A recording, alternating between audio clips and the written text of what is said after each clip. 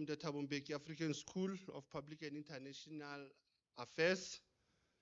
One is privileged to be in the midst of many intellectuals, scholars, publishers, authors, poets, writers, students who are joining us online, and also the friends of UNISA and the College of Human Science as they are presenting this timely Africa Speaks lecture during the Africa Month.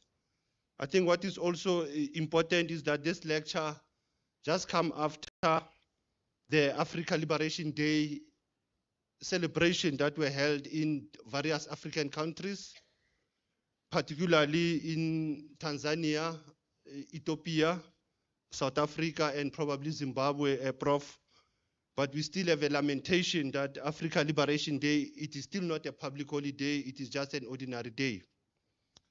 Our topic, as you are all aware, is about shifting, relocating, and moving pan-Africanism in the 21st century.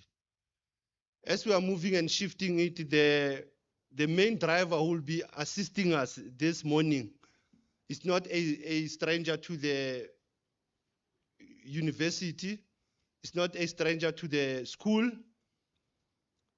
and even those who are going to respond to his presentation are not strangers. They are also in the same wave or in the same WhatsApp group, if I have to use that language.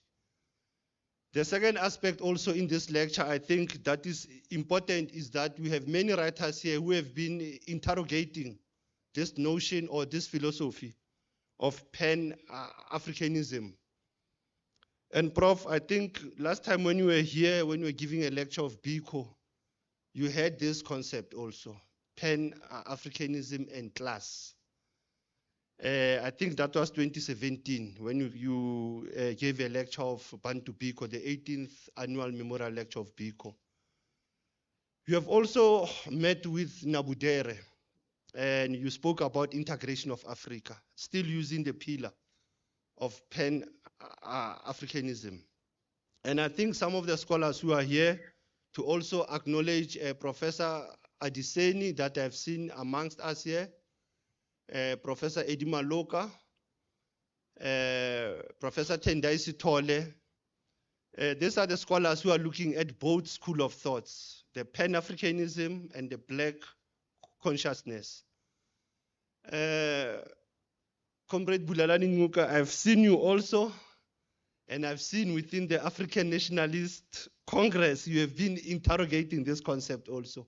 So I think for you to be in our midst also, it will be very important to just pick up the current debates, what we'll call contemporary relevance of pan-Africanism in the 21st century.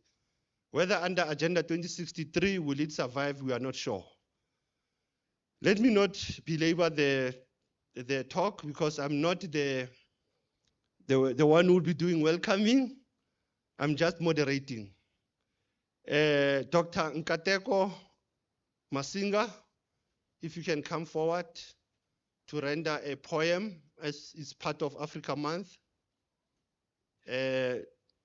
After Dr. Nkateko Masinga, I will also call Professor Zetu to come forward, and both our guests, I will call them to come forward and sit at the front just after Professor Zetu has welcomed everybody. So let us have a poem just to open this Africa Month, Africa Speaks lecture on this day. Thank you.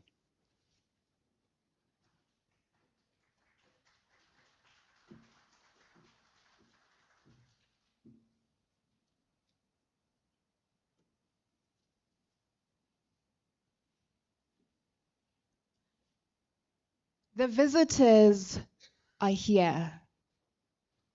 They have come to see Africa. They have come to explore the motherland. They are here with their knotted head wraps, their beaded neck pieces, their leopard print dresses. I said the visitors are here. They have come with their kiss the ground, I am on home soil, diasporic homecoming love for Africa. The visitors are here. They have come to see you in your mother's house. Why are you wearing your hospital variety head wraps, your post-cervical fracture neck pieces, your leopard print bruises from all of the beatings? Is this what you want them to remember?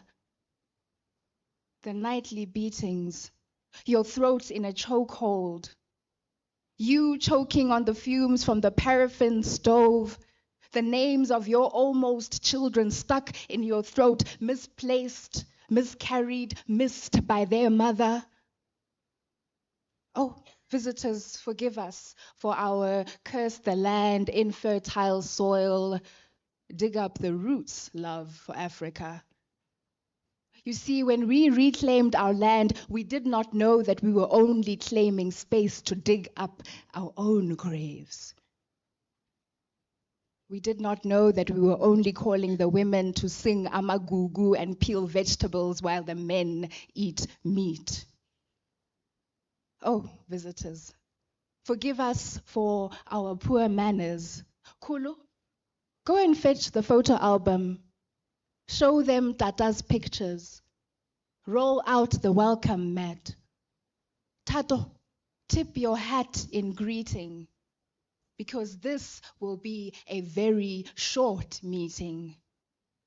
The dead hardly congregate with the living. Amagugu alelizwe ayosale mathuneni. All precious treasure remains in the grave. Imina Nkateko, ngwana wa Chabuyo na Kazamula, Kazamula wa Mhlaba, Mhlaba wa Jim, Jim wa Stuta, Stuta wa Nkanyabane, Nkanyabane wa Bushani, Bushani wa Choki, Choki wa Ngunula, Ngunula wa Masingi. Hina aka hina he Tendzuba, Tendzuba leto jama dzoba. Aye.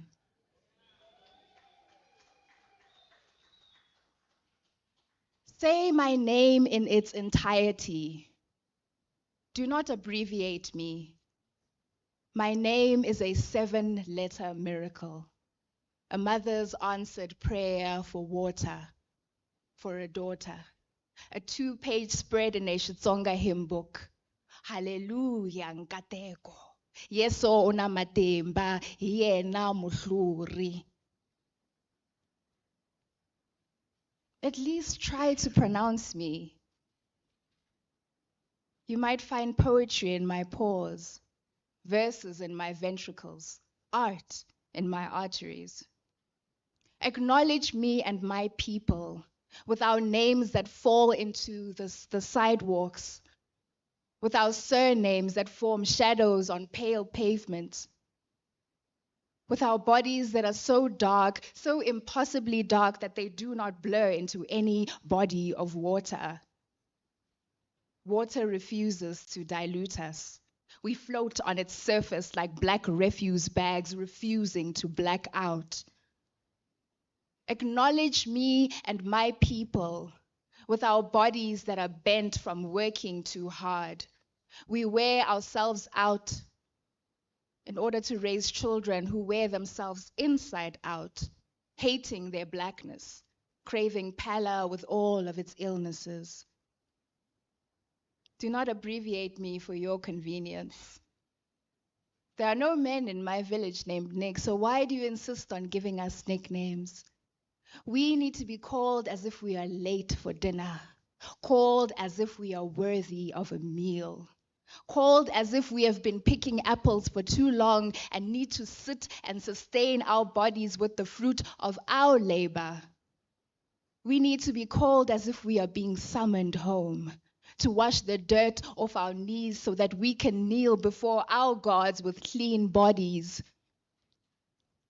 We need to be called to wipe the sweat off our brows, because that is salt, and there is never enough salt at home.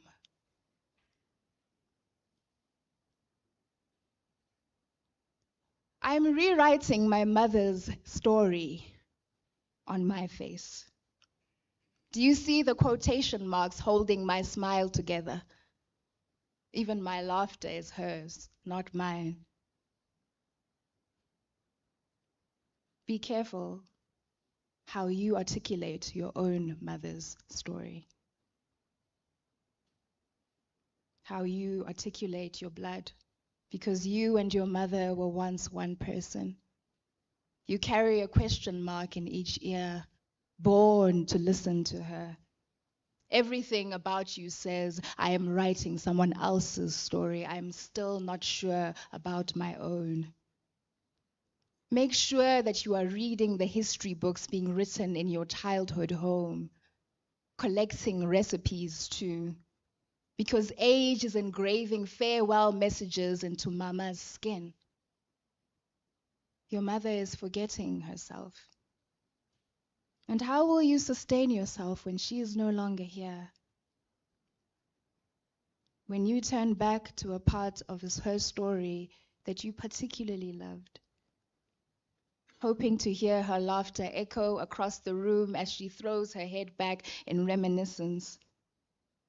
One day, your mother will not be able to speak, and you will repeat her words to your children so that you can hear the echo of her voice in yours.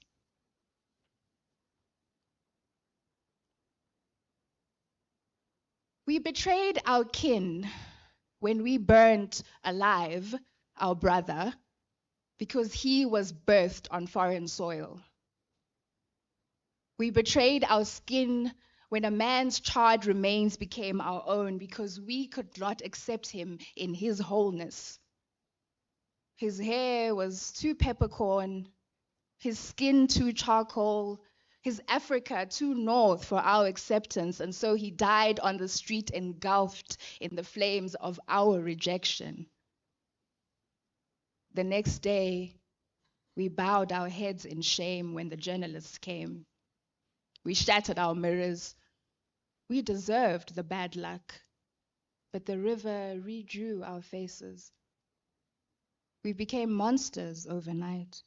Caricatures of ourselves at our worst became us. And then we left, and they asked us why, and we said, in Africa, it is better to leave than to stay and watch your own flesh burn. It is better to leave than to stay and see your skin peel off, leaving behind the bones of the forefathers that you betrayed.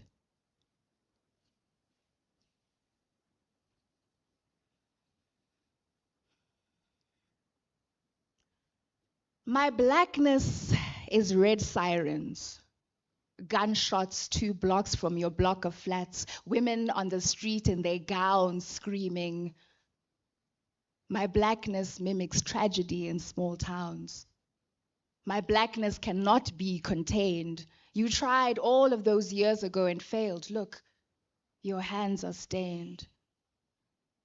My blackness is flashing lights, red tape outside your house, orange cones on the road that leads to reconciliation. But you walk here and find me waiting, burdened with the weight of waiting.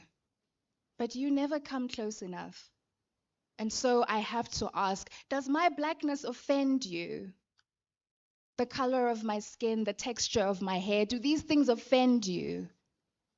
Do they make you question what God was trying to do when he created me as opposed to you?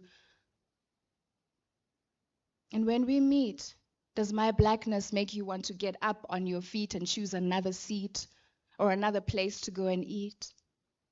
When I see you in town, does my blackness earn me a frown, or worse, a half-hearted, lopsided smile that lasts for a while and then disappears? See, for years I struggled with my blackness too. I made alterations to it the way you do when you changed my name from Nkateko to Kate. I tried to hide my hair.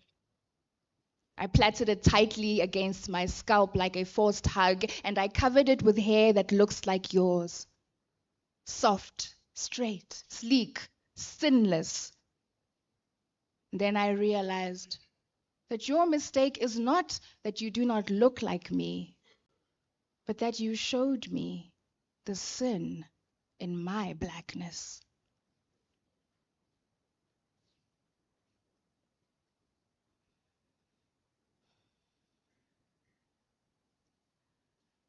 We're painting the city black tonight, not red. If we paint it red, they will say that we asked for the bloodshed, that we offered our bodies as a sacrifice. But these are mourning clothes disguised as skin. And those of us who are still living will stand up and be the walls of this city. And those who cannot stand will sit and be its pillars. Those who cannot sit will lie down and be its pavement. And perhaps by morning, due to our collective mourning, we will have rebuilt this city. And if we could levitate, we would be the sky too. And the stars would come out for us and say that we can make a wish. But we don't make wishes anymore. We only pray. And tonight, I'll be praying for another chance to go out in the city and to make it home alive.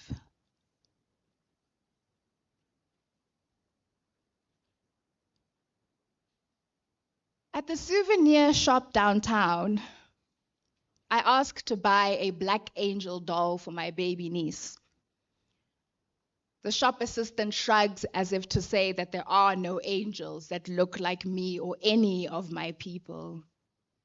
I pull out a photograph and I show her my niece looking like all the black angel women who stitched her together with their own bones and blood. I pull out my mother's attitude and I tell this woman that black angels, black mannequins, black glass ballerinas must exist.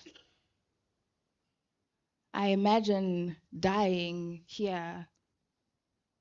And instead of someone saying, "Oh, a black angel," they will say, "If she flies, she must be a witch." I have exhausted my quota of prayers to stay alive. And so tonight, all I will be asking of God is if there are any black angels in heaven. Thank you.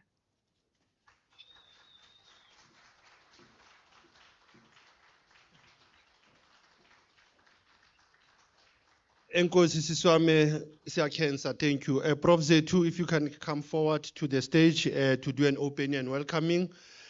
Prof Ibo Mandasa, Prof Luvuyo Dondolo, if you can come also at the stage to take your chairs.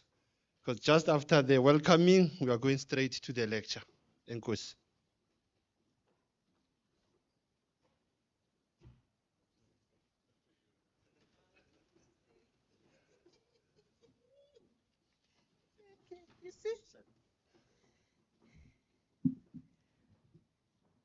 Dumelang, Ndimacheroni, Abshen, Jambo, Molwen, Goeiemorgen. Good morning. Sanibonani. Yes. Manene na manenekazi, kuyintokozo enkulu kumina ukuthi nginamukele. All languages are official at Tunisia. Welcome, Prof. Ipo Mandaza.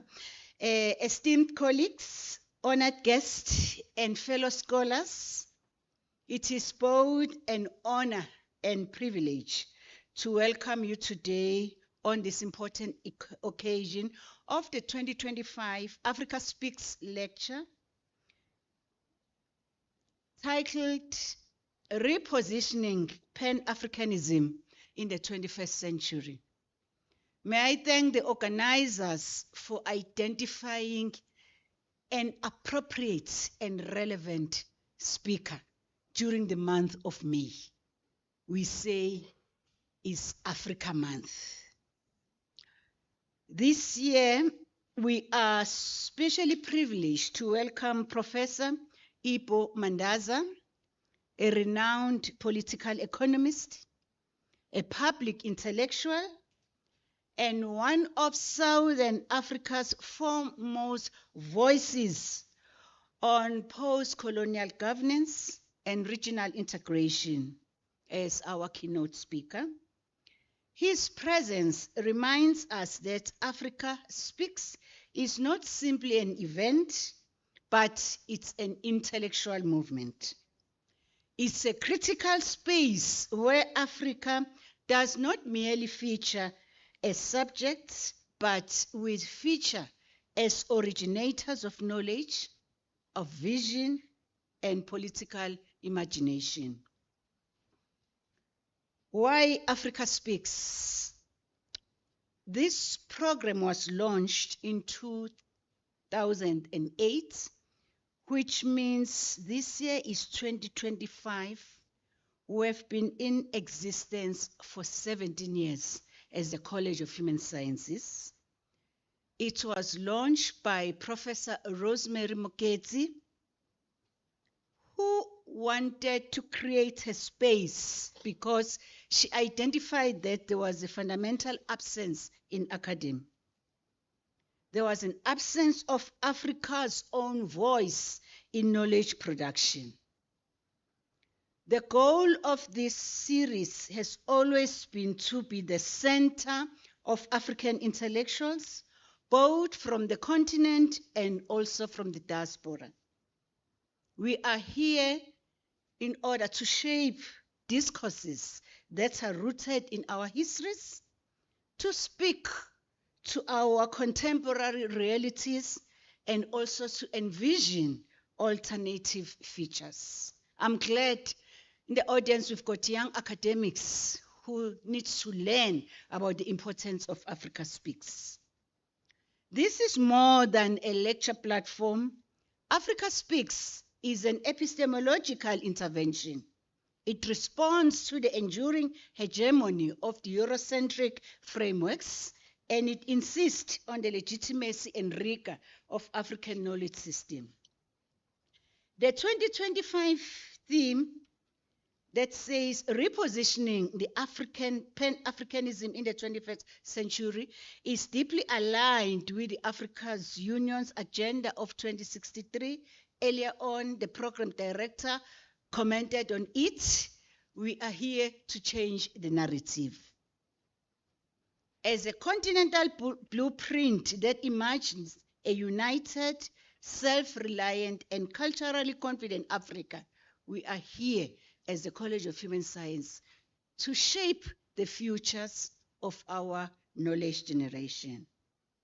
Pan-Africanism, as both a political and intellectual tradition, it calls us to collective rule over our resources, our narratives, and our development paths. But for Pan-Africanism to be repositioned, it must be intellectually revitalized. That work must begin in universities like our institution, and then we need to continue to be the producers of knowledge and not end there, to make sure that there is cultural reawakening. Africa Speaks contributes to this by ensuring that African perspectives are not optional add-ons, but are foundational to our scholarly engagements. You are challenged in this room and also those online to make sure that we speak truth to power. The College of Human Sciences has responded to this imperative through sustained efforts in Africanizing the curriculum, through transdisciplinary teaching and development of modules which are grounded in indigenous knowledge system. The college is fostering scholarship that is critical, that is transformative, and that is rooted in the African condition. The Africanization of the curriculum is not about romanticizing the past. It is about reorienting the present and the future towards relevance, equity, and cognitive justice. In this way, the College of Human Sciences is aligning its academic projects with both the spirit of Pan-Africanism and the structural reforms demanded by the Agenda 2063.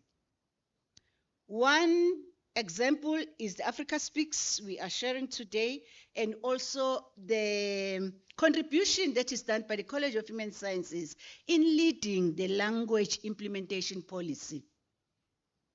You all know that as a country, we are awoke now. We realize that our students need to be taught using our African languages. So the College of Human Science is the driver for this project, as we want to ensure that our students are taught using their mother tongue languages. Academics are encouraged to uphold African epistemologies in their teaching and learning. We are really serious about this as a college in ensuring that Africanization and decoloniality is infused in our teaching and learning, research, and engaged scholarship. Africa Speaks is a call to action. It is a rejection of silence. It is an assertion of Africa's intellectual authority and an invitation to participate in the renewal of a continent through thought, research, and transformative pedagogy.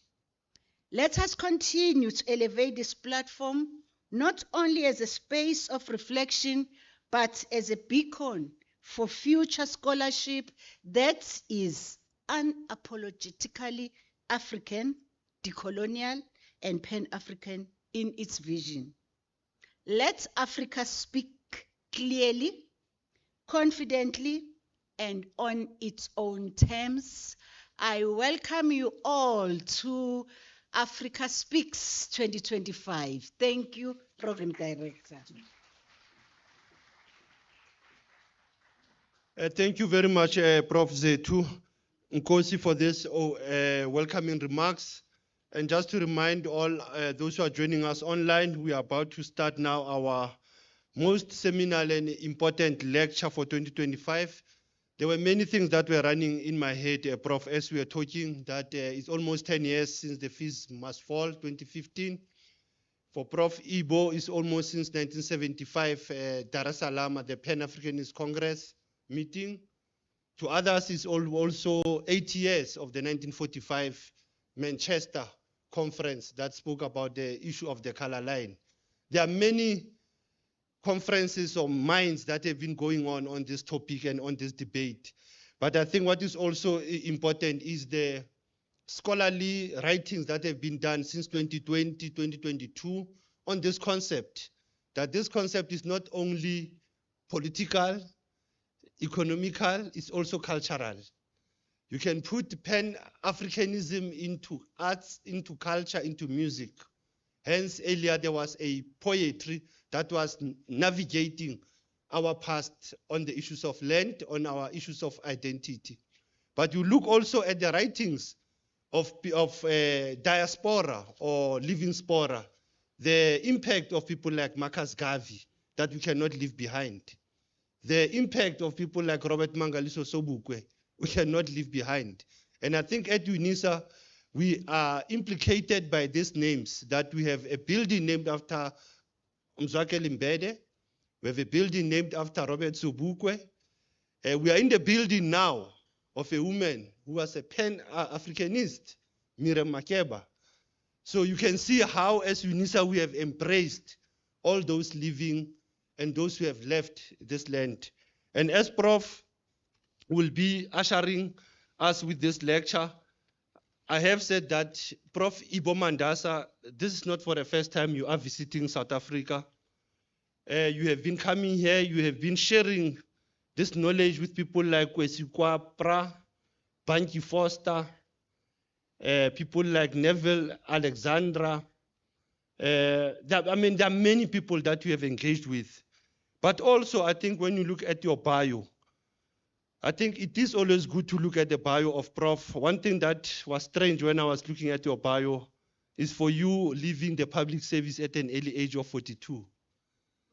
You didn't mince your words to be in the system for too long. One aspect also of Prof having traveled extensively and lectured in Botswana, Zambia, Dar es Salaam, and back at his home in Zimbabwe.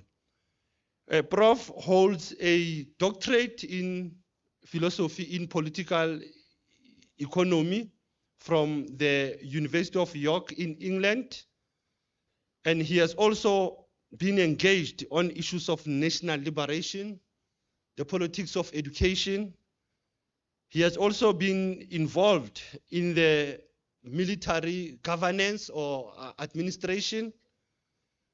Being a think tanker also, Prof has been a publisher. He has been reading, editing some of the text of writers, emerging writers, and eminent writers about this concept of pan-africanism. But also he has served in many boards in South Africa. You can look at the Human Science Research Council. He has also been lately, I think what is important, as I finally close this, Prof, is that we have been appointed the Secretary General for the Global Pan-African Movement. That was last year. And this is very important because, I mean, you are following that foot of you being in Tanzania in the late 70s, late 1994, Kampala. Now you are bringing the 8th Pan-Africanist Congress into reality once more to engage on the broader issues. But this morning, you are engaging with the UNISA community and with the audience about repositioning Pan-Africanism in the 21st century. I now call upon you, Prof. Ibo Mandasa, to come to the podium and address us. Thank you.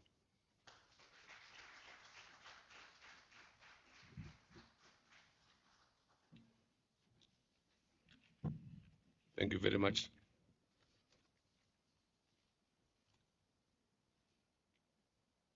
Good morning.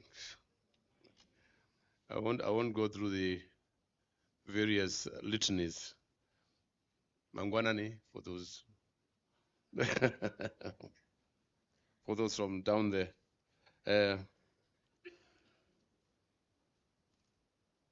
Yes, I'm very, very pleased to be again a guest of UNISA. UNISA is very important, Zet. And yes, I was here on a great occasion of the BICO lecture, 9th of November 2017. It's also because I'm from the BICO era, and I see many others here, Sam Shakong, and we're getting fewer and fewer, Sam. We are depleting fast.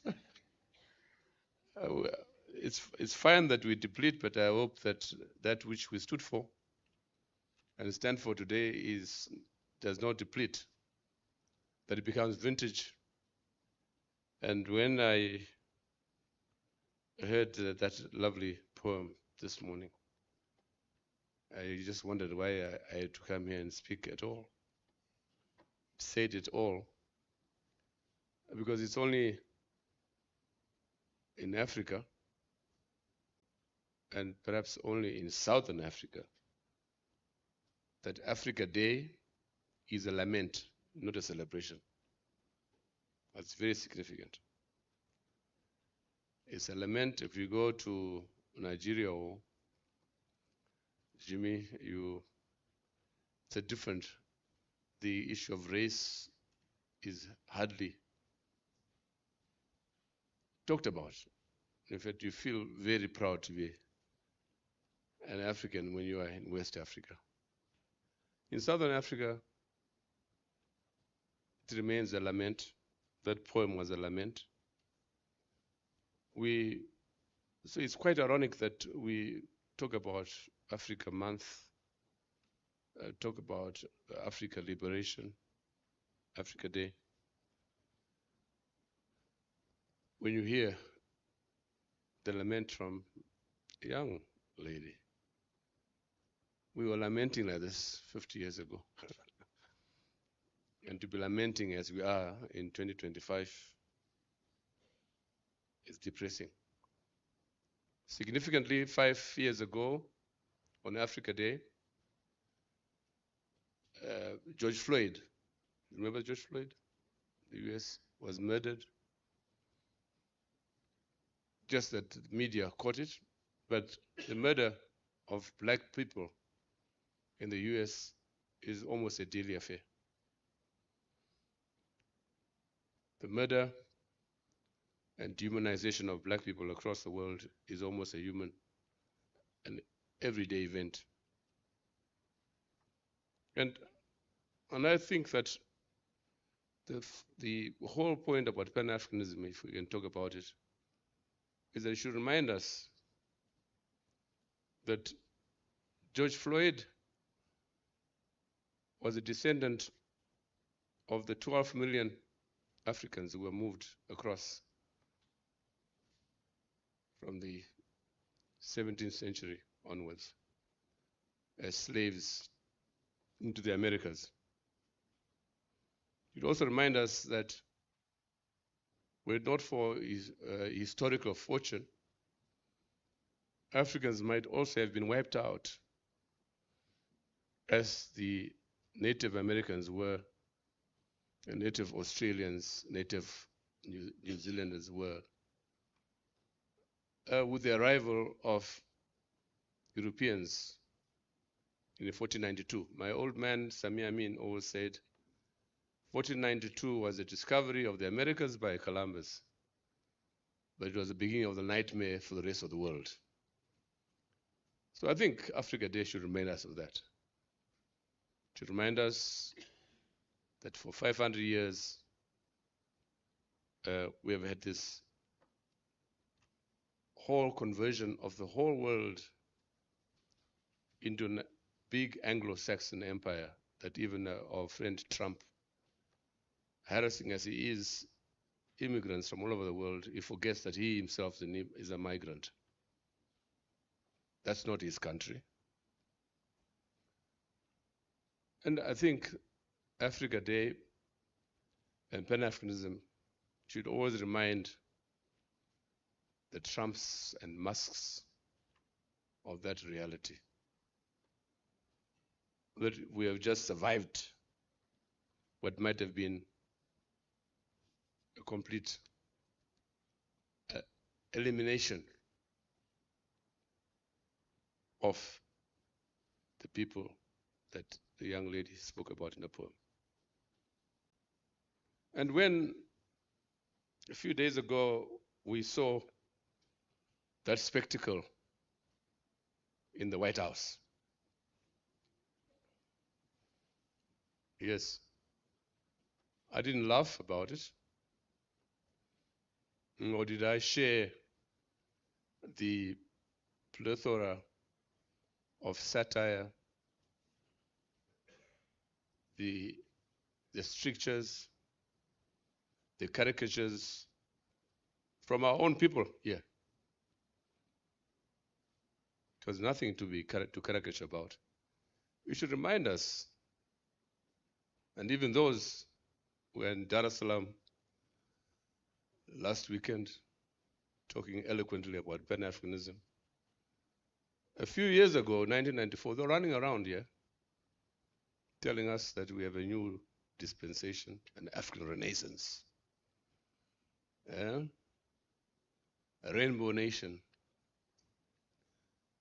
We can't have our cake and eat it. Let's be very clear about that. And that's why we should not caricature what happened in the White House. It is the reality that we are living. Not yet Uhuru, my sister sang a few years ago. That's the reality. That's what we should be confronting. Instead of grandstanding as some of us try to do over the White House, is to require some introspection. And I hope that we, through this lecture and more through that powerful poem, we can try to reposition, if there is that capacity to do so, Pan-Africanism in the 21st century. Pan-Africanism is founded in the peculiar history of Africa and the African in modern times. Its origins as both a political ideology and movement for African liberation are to be found in the historical and economic conditions under which Africa, initially a geopolitical concept, developed into the continent it is today. But in the context of European expansionism, dating back to the 15th century, when the transatlantic slave trade began and ravaged most of the western region of the African continent, until it was formally abolished in the late 19th century. But having accounted for 10 to 12 million Africans who were enslaved, mostly in the Americas and Caribbean, or killed in the process. The devastation of African societies and the manner in which Africa was subsequently colonized following the Congress of Berlin in 1884, which divided sub-Saharan Africa among the European powers and incorporated it into the international division of labor, led directly to the current period of what we call neocolonialism, which means political and economic domination under new forms of globalization. Therefore, Pan-Africanism remains to this day a clarion call, a lament for Africans at home on the continent and in the diaspora of the Americas, Europe, and the world at large to converge on the basis of their race, color, and the historical legacy of enslavement as blacks by whites and colonial bondage, to rally together and organize politically, economically, and socio-culturally towards the recovery of Africa as an equal partner in world affairs and restore the dignity of the person of black African identity as members of the human race. Not surprisingly, it was in the diaspora, among the intellectuals of the Americas, the USA especially, the Caribbean, and Western Europe, that Pan-Africanism first found expression. For it was in the diaspora that the indignities and horrors of enslavement by people of another race were most severe, along with the nostalgia so deep in its quest for freedom, justice, and Mother Africa. Hence, early works on Pan-Africanism, the W.B. Du Bois, Dusk of Dawn, an essay towards an autobiography of a race concept in 1940, The World and Africa, an inquiry into the part which Africa has played in world history, 1946, and the latter appearing as a paper in history in the book entitled History of the Pan-African Congress, 1947, which was edited by another Afro-American, George Padmore, was perhaps one of the main links between Pan-Africanism and the national struggle for independence in Africa. Significantly, George Padmore would make league and work with Kwame Nkrumah during the period towards political independence in Ghana in 1957, and briefly thereafter, before his death in 1959. Otherwise, the Pan-African movement was born from the era of Marcus Garvey, a Jamaican, Du Bois, USA, in fact he died in Accra, and Sylvester Williams from Trinidad. He, in 1900, organized the first Pan-African conference held in Westminster Town Hall in London. Therefore, there was an obvious, if not also inevitable, relationship between these Afro-American and Caribbean scholars, the Pan-African movement that they helped to establish on the one hand, and on the other, the African elite, many of them studying in European capitals at that time, in London, Paris, Brussels, and Lisbon. Thus, the 20th century was the era of the Pan-African movement, which registered its growing presence hand in glove with the rise of the national struggle for independence in Africa and the Caribbean. It was a century punctuated by the 5 Pan-African Congresses, in addition to the conference which Sylvester Williams organized in London in 1900. Therefore, the first Pan-African Congress was in Paris in 1919, the second in London, Brussels, and Paris. I don't know how they did that. There was no internet those days, but they did in those 3 cities in 1921. The third Congress was in London and Lisbon in 1923. The fourth Pan-African Congress was in New York in 1927. And the fifth Pan-African Congress, which the moderator mentioned, in Manchester, 1945. But as will be explained shortly, Pan-Africanism had as its objectives not only the fight against white racism, the quest for freedom and justice and independence from colonial rule, but also the goal of African unity. That there was almost 30 years between the 5th and the 6th Pan-African Congress in Dar es Salaam in June 1974 could be explained in part by the departure from the scene of that crop of intellectuals from the USA and Caribbean who had died, but also to some extent the switch of focus from the diaspora to the home front, now bubbling with activity towards national independence. Ghana's independence in 1957 was the most significant in those days, and with its first Prime Minister, Kwame Nkrumah, who became virtually the unofficial head of the Pan-African movement.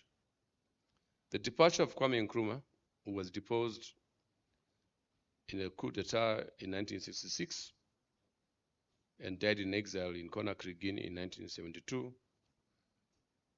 as the main protagonist for our unity, African unity, and was a key architect of the Organization of African Unity, OAU, in 1963, no doubt was a factor in the lull in the Pan-African movement and its subsequent congresses. The 6th Congress was held in Dar es Salaam in 1974, almost 30 years since the 5th, and the 7th in Kampala in 1994, 20 years after the 7th. And hopefully the 8th in 2025 will be more than 30 years since the last one. Hence, the apparent paradox, if not also the irony, that the denouement of Pan-Africanism appears to have been the attainment of political independence on the continent. This has to do more with the pathology of the state in Africa and its failure to pursue the central objectives of Pan-Africanism, which is to project Africa as a united front towards her affirmation as an equal partner in world affairs. And in doing so, to organize and develop the capacity to reverse the history of extraction and exploitation of human and natural resources, a seamless period ever since the days of the transatlantic slave trade and colonialism, to the current period during which Africa remains a major source of raw materials, extracted more in the interests of the Northern Hemisphere and China than to the benefit of her people, the mass of whom continue to languish in growing poverty, unemployment, and even a brain drain as a professional and skilled migrate to the developed world. So it is a major contradiction herein of the extent to which decolonization itself and the establishment of the nation state in the making at independence was both an outcome of and a constraint on those overall objectives of pan-Africanism. This takes account of the complex relationship between race and class, and in which the latter finds fulfillment in the assumption of state power on the part of some, only some. More important, the history of pan-Africanism is a complex writ large against the backdrop of the domination of global capitalism and its neoliberal ideology, and in which Africa remains incorporated and at the bottom of the international division of labor. This explains why the state in Africa is but a mirage of power, patently impotent and incapable of pursuing the agenda of pan-Africanism. Indeed, Ghana's Independence Day, 6th of March, 1957, was as much the beginnings of the nation state in the making as it was a symbol and even the prospective platform for both the liberation of the rest of Africa from colonial rule and the attainment of the main goal of pan-Africanism, the unity of the continent. As captured in Nkrumah's independence speech in Accra on that day, I quote, "At long last, the battle has ended, and thus Ghana, your beloved country, is free forever. You must realize that from now on, we are no longer a colony, but free and independent people. That new Africa is ready to fight his own battles and show that after all, the black man is capable of managing his own affairs. We are going to demonstrate to the world, to the other nations, that we are prepared to lay our foundation, our own African personality. We have won the battle and again rededicate ourselves. Our independence is meaningless unless it is linked up with the total liberation of Africa," end of quote. True to his resolve, Nkrumah's Ghana became a rearguard for the African nationalist struggle against colonialism and apartheid in Southern Africa.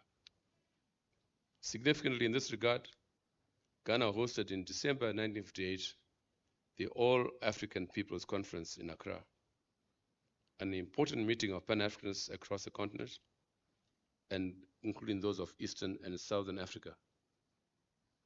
Among them was Patrice Lumumba, representing the movement for national liberation of the Congo. In fact, on this, I may digress.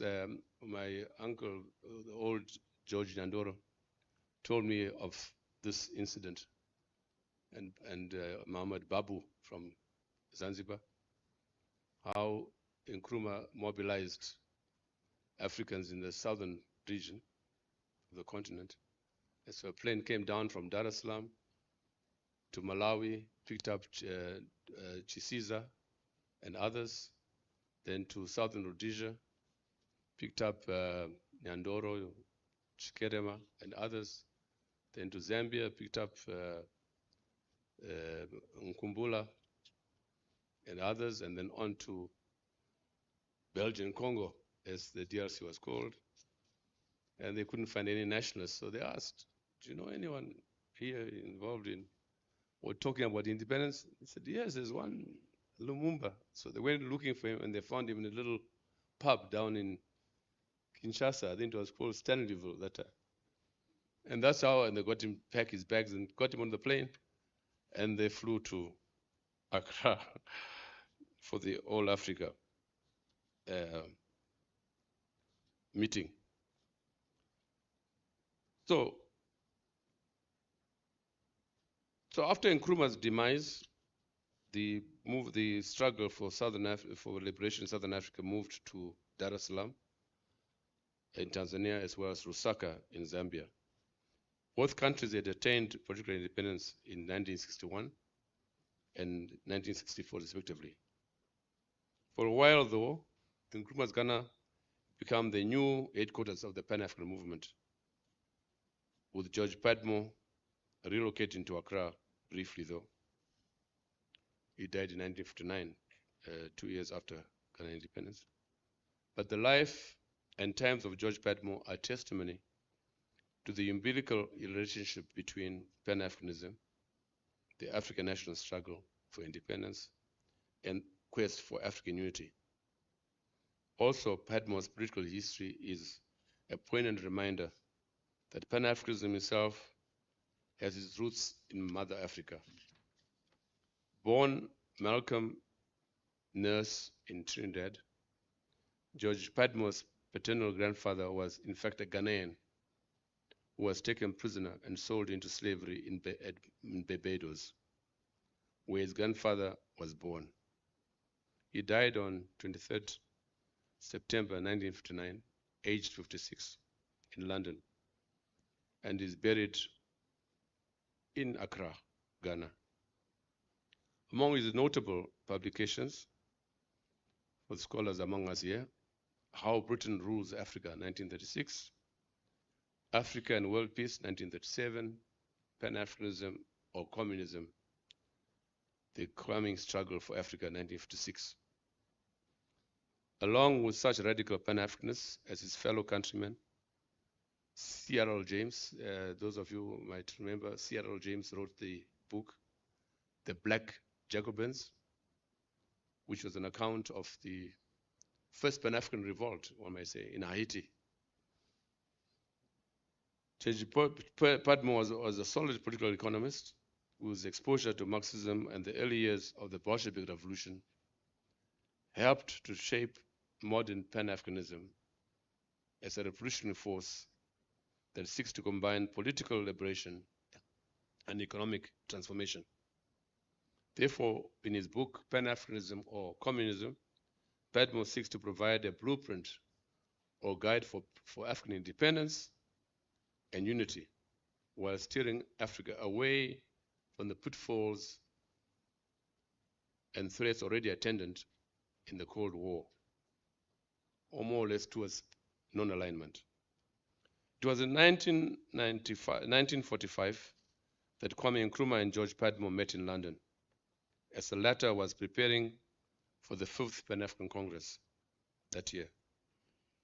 The Congress was significant also in that it brought together African and Caribbean intellectuals and activists around Pan-Africanism, while simultaneously setting the agenda for decolonization in Africa. For your interest, Kamuzu Banda was also at the 1945 Congress, and so was Jomo Kenyatta.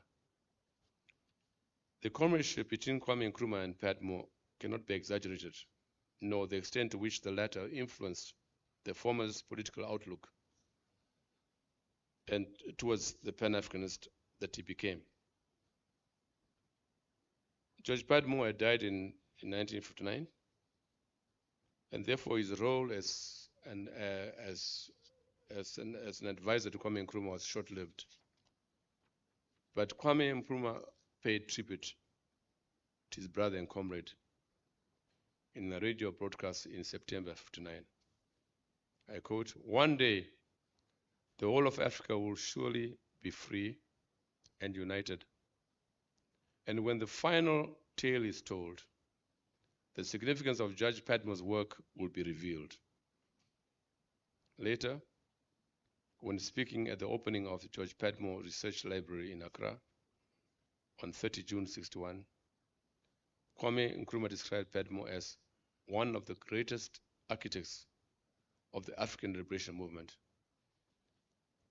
a dedicated African, dedicated to union and liberty, end of quote. No doubt, Ghana's independence marked a new era in the history of modern Africa. It signified Africa's resilience and fortitude against its backdrop of more than 500 years of white racial domination, the transatlantic slave trade, and likewise, we should not forget, the Arab slave trade, which saw the movement of at least 10 million Africans across the Sahel and Eastern Africa for more than 1,300 years, beginning the 7th century, and the succeeding era of European imperialism and colonialism. For at least a decade after 1957 and well into the 70s, the euphoria around independence in Ghana and decolonization in the rest of Africa of the early 60s sparked a kind of African renaissance or a black revival, seeking to project Africa, Mother Africa, as the origins of human society and its civilization.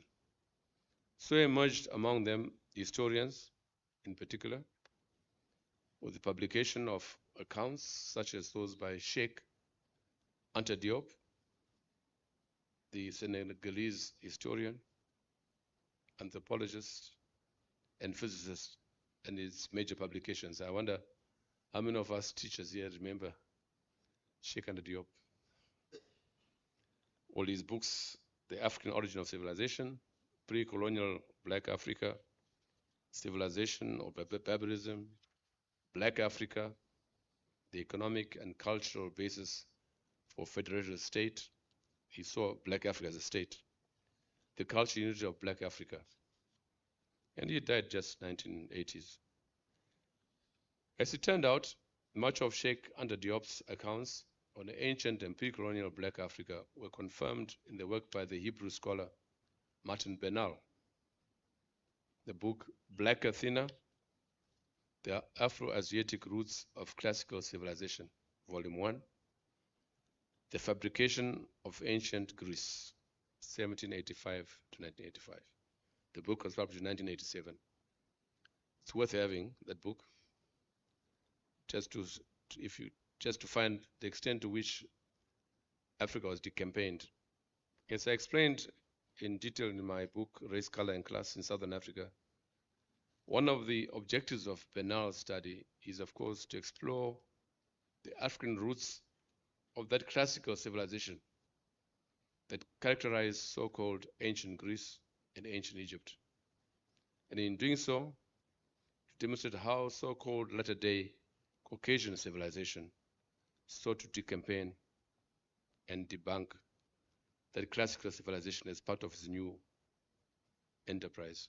So you might be happy to know that Athens was a black city. Go there and paint it black, as you said. Egypt was part of Africa and much of the Mediterranean. Does it matter anymore to talk about that? In many respects, there was a confluence between the independence movement of the continent and the civil rights and black power movements in the diaspora, mainly the USA, but also in the British Caribbean, whose progress to political independence was virtually in parallel with that on the continent. In reality, however, these stirrings were in mutual support of each other. For example, Martin Luther King Jr. was present in Accra at the Ghana independence in 1957. And Malcolm X found resource and inspiration for his program in the US in the visits he made to Africa. And as has already been outlined, the pan-Africanist movement originated in the diaspora and was the inspiration for the African nationalist movement and its quest for African unity. However, the euphoria around the attainment of political independence on the continent was tempered, if not short-lived, in the military coups, most of them engineered by the former colonizers, that afflicted mostly West Africa, including Ghana itself, where Nkrumah was deposed in 1966. Exiled in Ghana until his death in 1972, Kwame Nkrumah left us, particularly through his book, Neo-Colonialism, the Last Stage of Imperialism, a useful analysis of the post-colonial state, its fundamental pitfalls, and the means towards the defeat of imperialism and African unity. However, he failed to reconcile this position with a rather voluntarist treatise in his book, Africa Must Unite, as if that alone would ipso facto resolve Africa's problems. For the book did not outline the politics and economics attendant to such an enterprise. This is what we're talking about now. We haven't even reached there. For Nkrumah would have realized in the months and years following Independence Day, not only the enormity of the task attendant to the political and economic requirements of an expanded citizenry, but also the limitations of the Ghanaian state as a platform for building and galvanizing African unity. Nkrumah had sought to begin the process through the All African People's Conference, reference which I have just made, so immersed in the mission of the unification of Africa that Nkrumah's government was often called Union Government for Africa. But with a ring of irony, the increase in the number of independent states, 30 by 1963, helped only to dim the vision of pan-Africanism and caused division among them.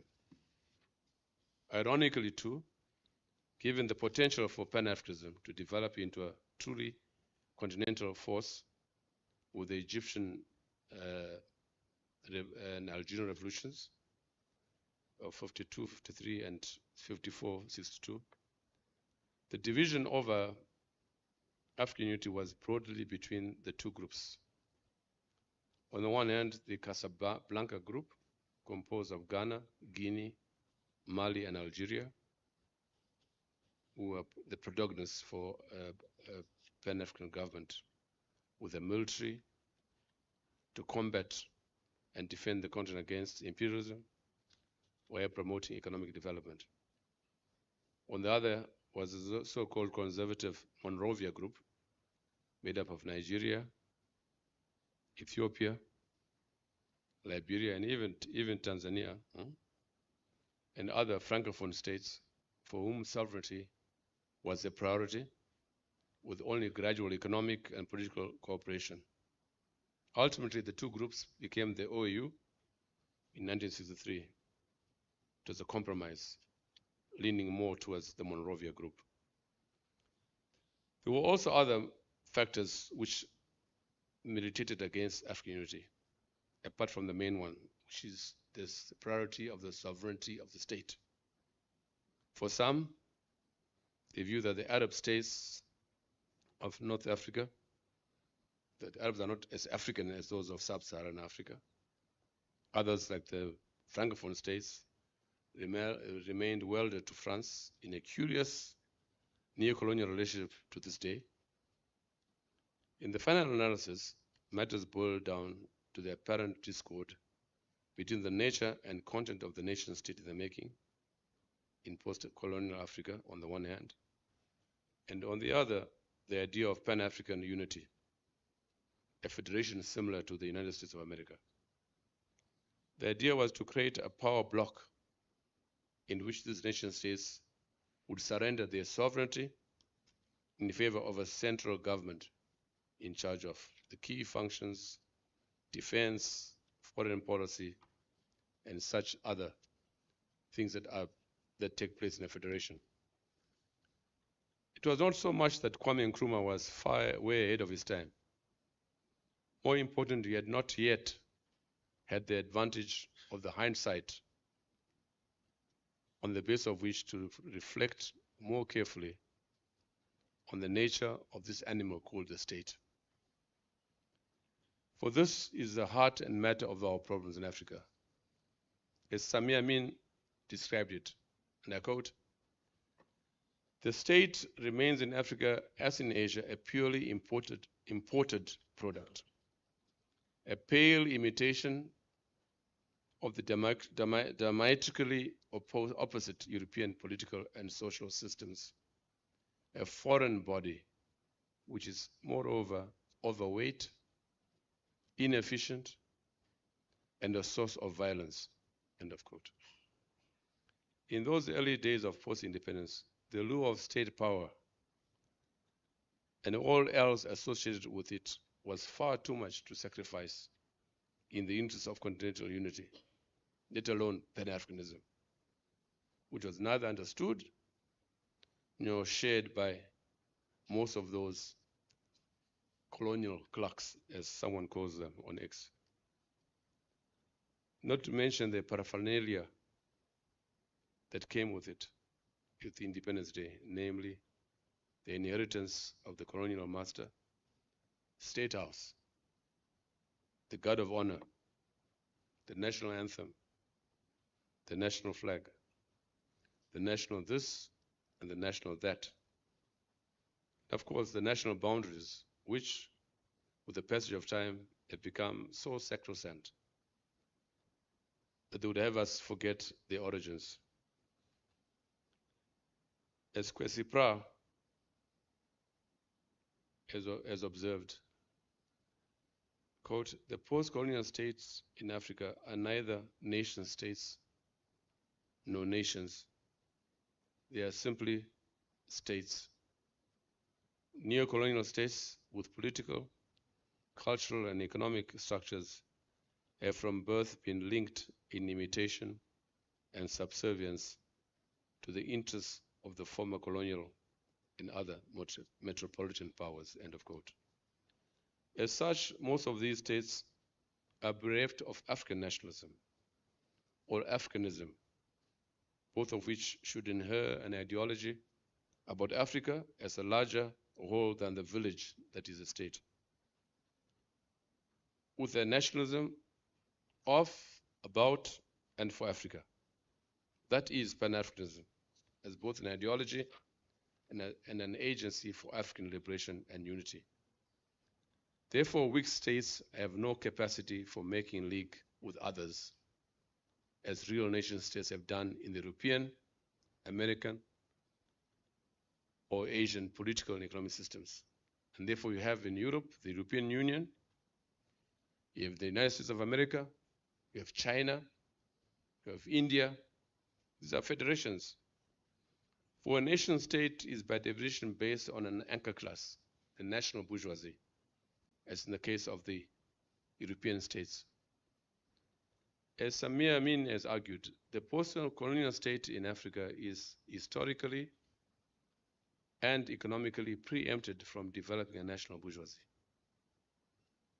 As you found out in South Africa with BEE, is it called BEE?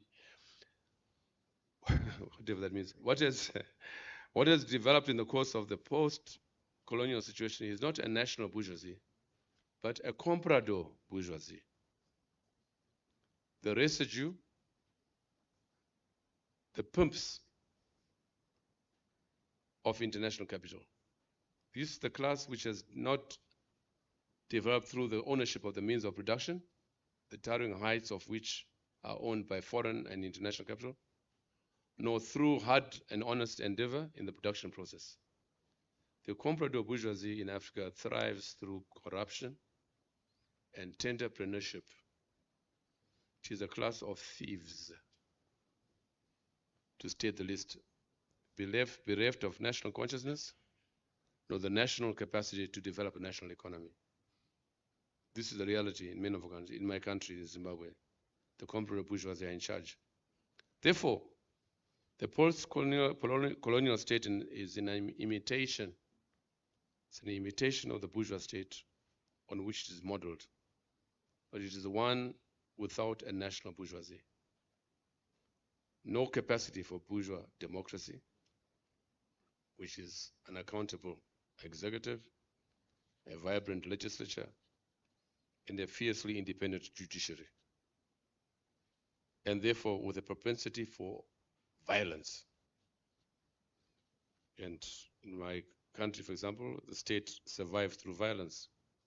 Lacking both a political and economic base for the developmental state, the post-colonial society is characterized by social distress and strife, endemic unemployment, poverty, and in recent decades, the scourge and tragedy of migration, including the brain drain of skilled and professional people.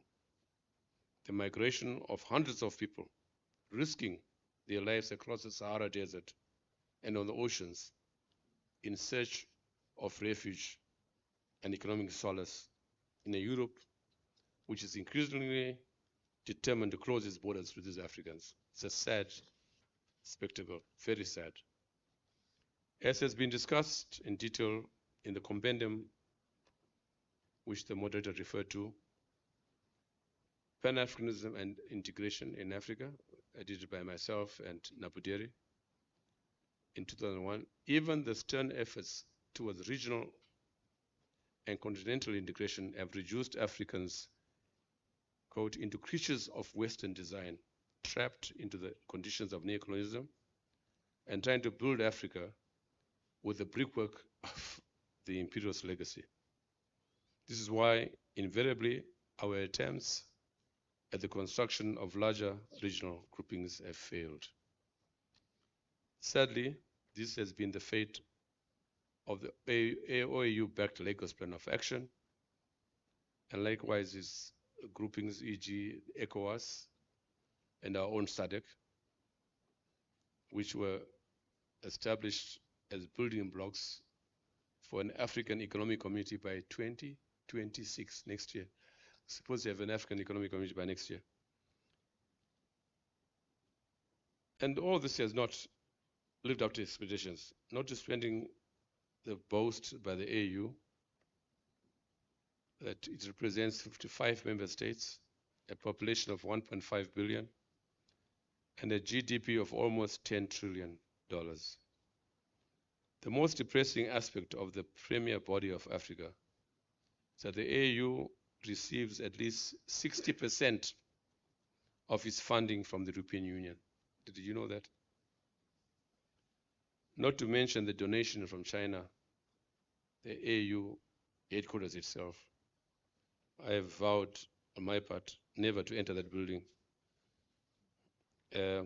Indeed, it is one of the historic achievements of Pan-Africanism that it saw the end of colonial rule in the course of the 50 years of the 20th century, including the bastion of white racial domination, apartheid South Africa in 1994.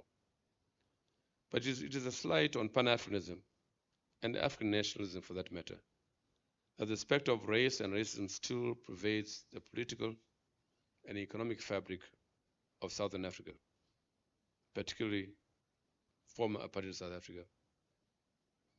As if it was not enough that the political settlements in Zimbabwe, Namibia, and South Africa was on the back of concessions to the former white rulers, but to expect and accept that these key elements of decolonization, land and the economy, should remain enduring and unresolved questions in South Africa and Namibia, and even Zimbabwe, is another matter. What about the claims for such white enclaves as Orania in South Africa, or the racial taunts about the secession of the Western Cape, or your Afrikaner refugees to the USA, including that embarrassing spectacle about them in the White House on the 21st of May, 2025. One of the worst cases of white male, not black male, against an African government, an African country. Not to mention the bullying by Trump on the basis of patently false and discredited claims about a white genocide in South Africa. Nor the embarrassing sight of Cyril Ramaphosa, the president of South Africa, forced on the defense in the face of nothing less than a white male, virtually groveling at times, and having to disown in full view of millions at home and across the globe the chants, protestations, and slogans that more often than not are a reflection of the black anger at the racial arrogance and even open racism in South Africa. All this, but a reminder perhaps, that is not yet Uhuru in South Africa. But this would be a more cynical conclusion in the face of the reality of the enduring relationship between race, color, class on a global scale, reflecting as it does the complex and enduring legacy of the factors that are the origins of Pan-Africanism. I just made reference to them. For the South African reality is at once a reflection of the dominance of imperialism and its ideology of neoliberalism, an enduring legacy of racism, and the extent to which the goal of Pan-Africanism so far remains a dream. To put it plainly, Ramaphosa's government of national unity were in the circumstances faced with a stark choice. On the one hand, to sustain the compromise that is post-apartheid South Africa, particularly its economy, which is an integral part of the international capital system, and on the other, call Trump's bluff and tell him to go and hang, and then face the consequences of the inevitable fallout that would include a major threat to the vulnerable South African economy in the short to medium term, and untold political and social strife in the long term. Among the caricatures of Ramaphosa were reference to Mugabe, in particular his speech in Durban, where he told Blair to go and hang. And what's often forgotten is that Mugabe and all of us were put in the same situation in the 80s. Mugabe, remember, he was given knighthood, was it, in Britain for behaving himself. I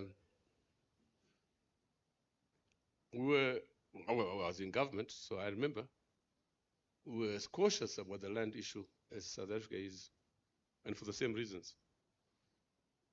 And if Mugabe went radical, which he did in 2000, it was mainly because he was under threat of losing power.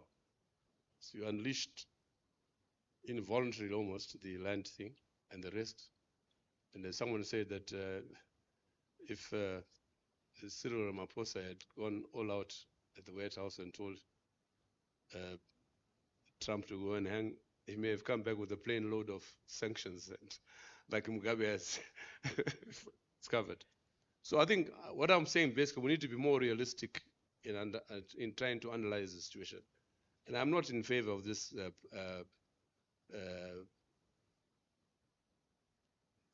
radical outpourings, what EFF and so on and so forth. You know, why is it that EFF gets less than 10% of the vote the last elections? Why? Some introspection, huh? Why is it not politically correct to talk about race in this country? Why do we talk about it only when in rallies, you know, as Trump says, there are 100,000 there, you know. So just, it was quite a spectacle. Anyway, we don't want to go into that.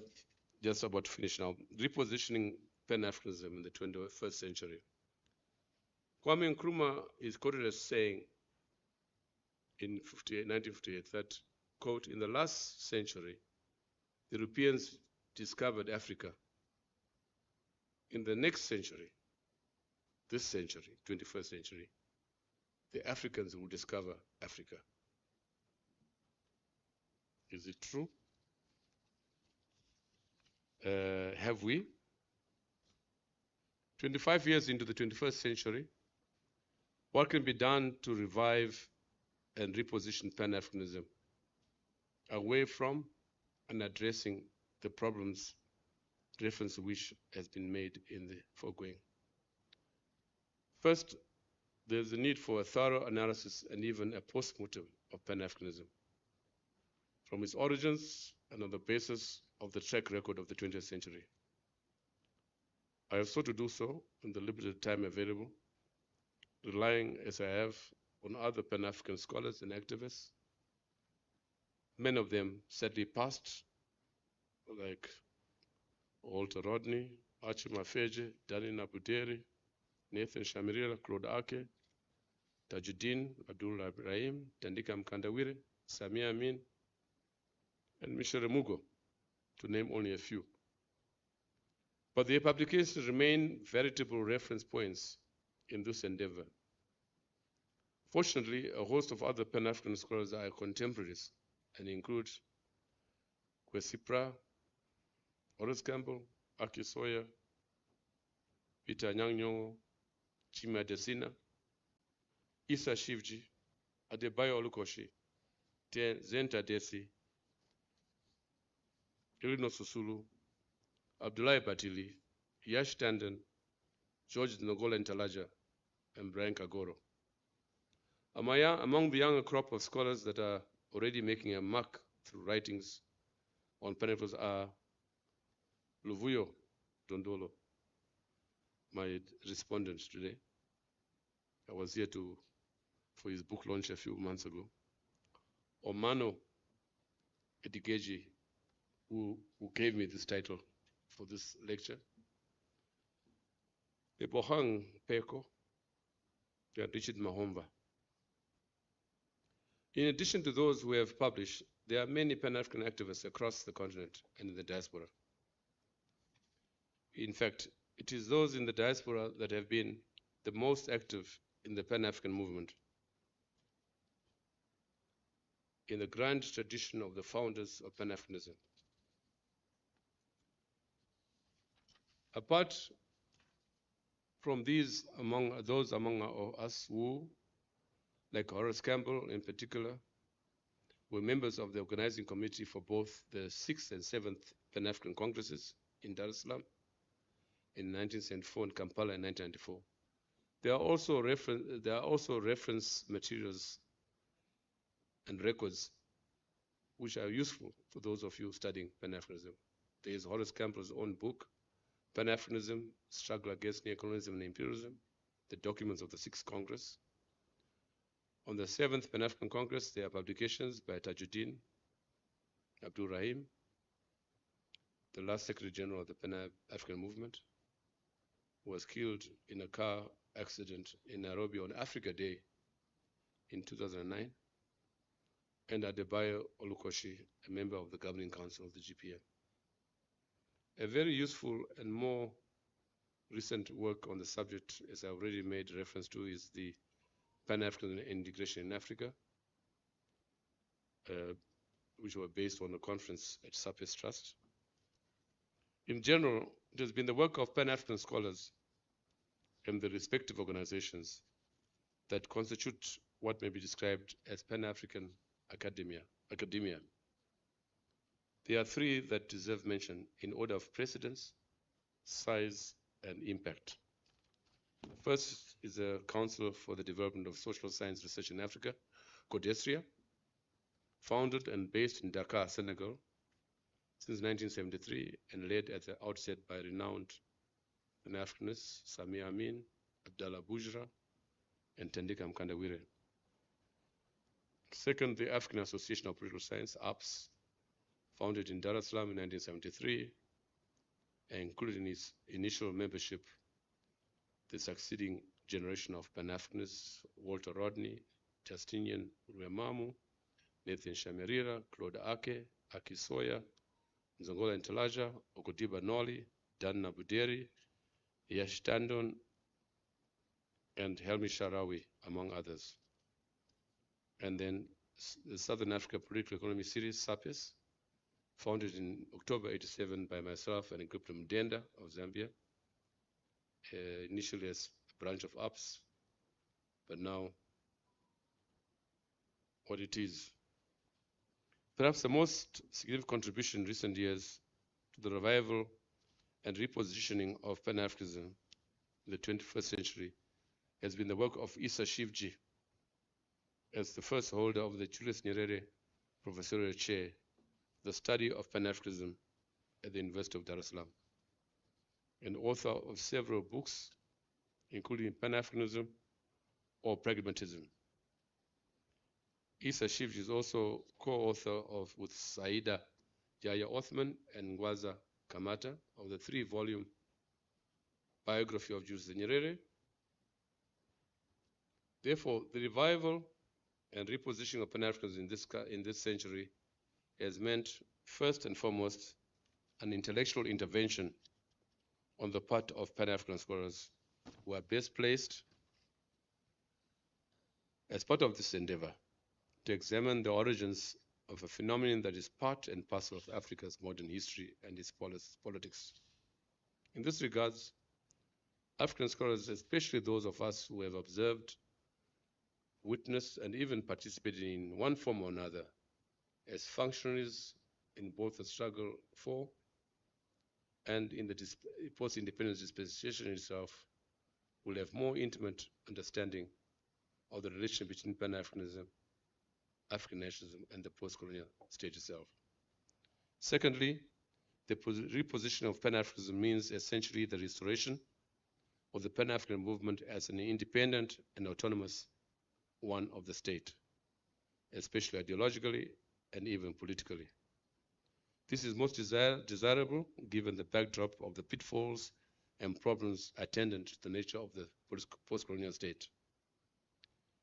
The Pan-African movement has to be liberated from the clutches of the state if it is to breathe and serve as an ideological guide and referee over the state and even the African Union.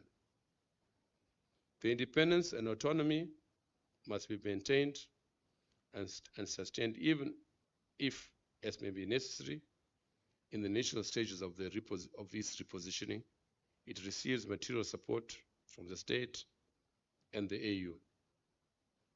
Pan-Africanism has an umbilical relationship with both. Ultimately, therefore, Pan-Africanism would require its own financial base, an endowment fund, from contributions from international foundations and African philanthropist organizations and corporates. The Pan-African movement has to have its own headquarters, independent and autonomous of the state and the AU. This lack of autonomy and financial independence has over the last century meant an itinerant and irregular existence of the movement. It explains why the congresses were held irregularly, punctuated by long silences of an average of 30 years between congresses, and without any substantive place of abode, organizational and institutional framework, nor the formalities of office holders and a secretariat. Above all, the Pan-African movement has, albeit inadvertently, and mainly because of its abject dependence as a homeless and itinerant association, become a virtual appendage of the state, literally a department of the government in the period since the 7th Congress in Kampala in 1994. After the 6th Congress, which was held in Dar es Salaam in 1974, and for the first time on African soil, and funded by governments of Tanzania, Ghana, Jamaica, and Guyana, people complained already then. Horace Campbell complained, I quote, "These governments hope to steer the direction of the Congress.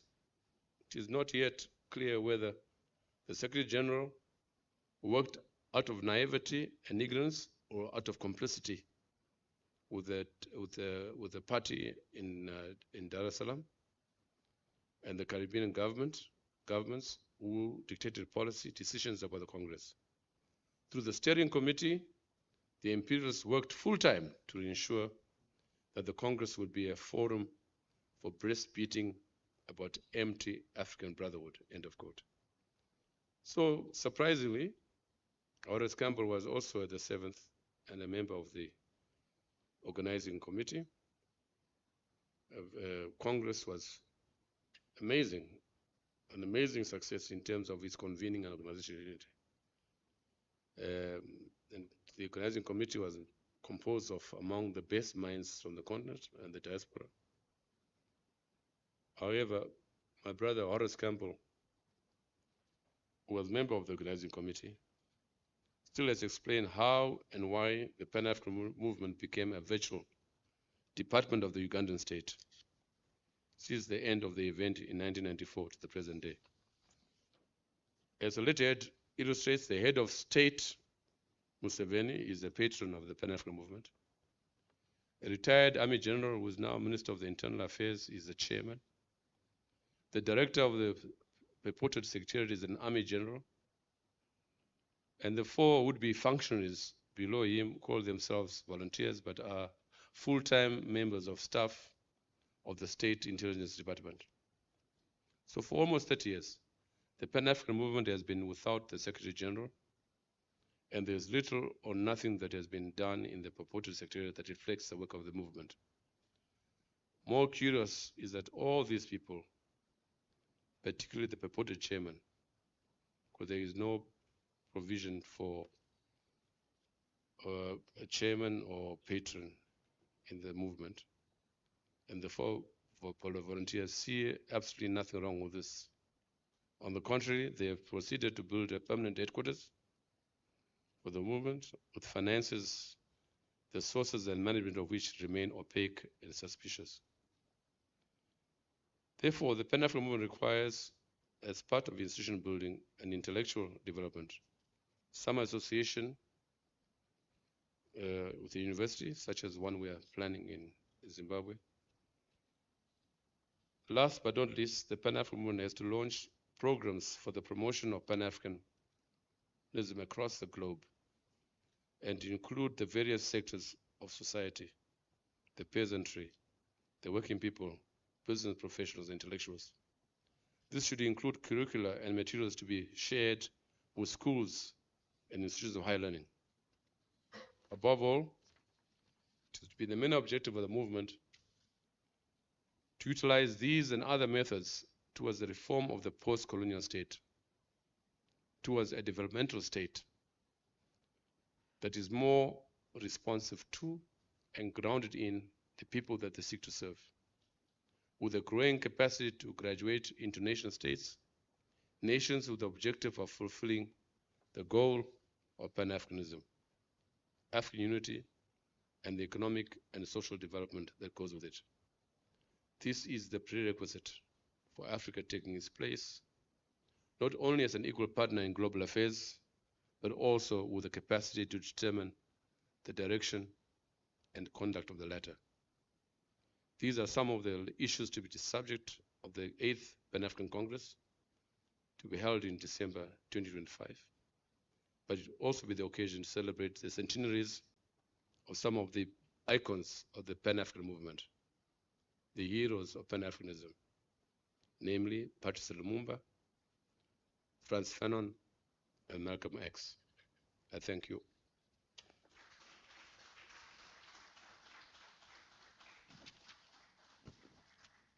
Long, Thank you very much, Prof. Ibo Mandasa. A very important recommendations and suggestions towards the end, but also to remind us of the centenary of three great minds, Lumumba, Malcolm X, and Fanon. And I think this is the month also where we do remember Malcolm X, the 19th of May, 1925. And in July, it will be the 2nd of July, 1925, when Patrice Lumumba was born, and also Frantz Fanon in July. I think the other aspect that you have raised, Prof, is of what I think the late Nabudere once said about the capture of this project by the state. And it was seen in 1993 and 1994 by Uganda. And that's what you have just painted now towards the end, that how President Museveni was able to capture this project. And I think this has been happening also if you can look at the current debates of the Pan-African Conference that's been held in Togo, run by governments, Ministry of Foreign Affairs. You ask yourself, where is the people? Where is the peasants, as we have said? Where is the students? Where are the creatives? Where are the common leaders or the African traditional leaders in this aspect? Where are the intellectuals also? And you have also raised the issue around why the delay of many congresses from 1994 until now. There was one attempt done by Kwesipra, if you'll recall, in 2014, 2015 at Wits, and there have been many contestation around that. But I think overall, let me give Prof. Luvuyo Dondolo, who have just published the book on Robert Sobukwe. And I think last year when we did 100 years of Robert Sobukwe, that was one of his inspiration to put this book together. But Prof. Dondolo, I think you'll be able to capture not only the history and the past of where we are.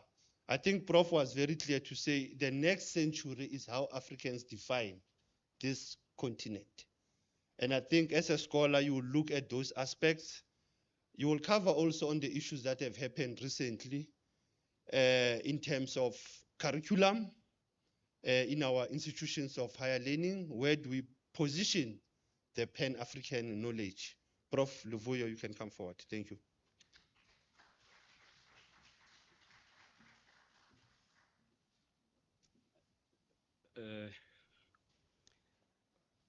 Good morning, Tobela, Ndao, Abshin, Molweni.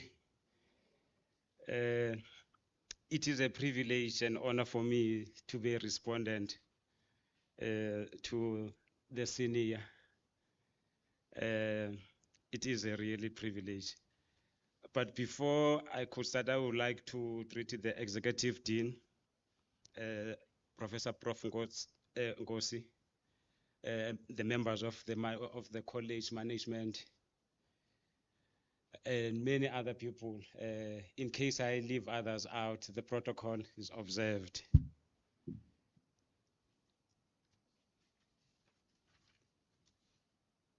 Thank you, Prof, once again for the powerful and profound talk, giving an overview of the history of Pan-Africanism. And you presented it as the liberatory and unitary ideology and the movement, as you outlined how it influenced the liberation or emancipation in the last century. In introducing and locating your main argument, you talked about you presented Pan-Africanism as an ideology, as I mentioned.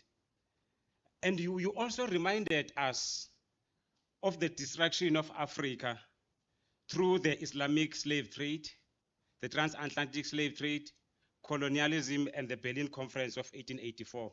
Perhaps it is on that view that Kwame Nkrumah always reminded us of a need to re-Africanize, going back to our own state and civilization that was destroyed or disturbed by colonialism. And also, you clearly outlined the relevance of Pan-Africanism in today's world, that Pan-Africanism is still relevant. And of course, highlighting some of its principles like unity and solidarity amongst Africans, and also alerting us, as Kwame Nkrumah once did so, about the challenges of neoliberalism. And that is coming strongly from your talk. Further, in restoring the identity of the person or of African identity as members of the human race in which we all belong. And that's exactly what Sobukwe and his generation, Peter Rabarogo, argued, that there's only one race, the human race, to which we all belong.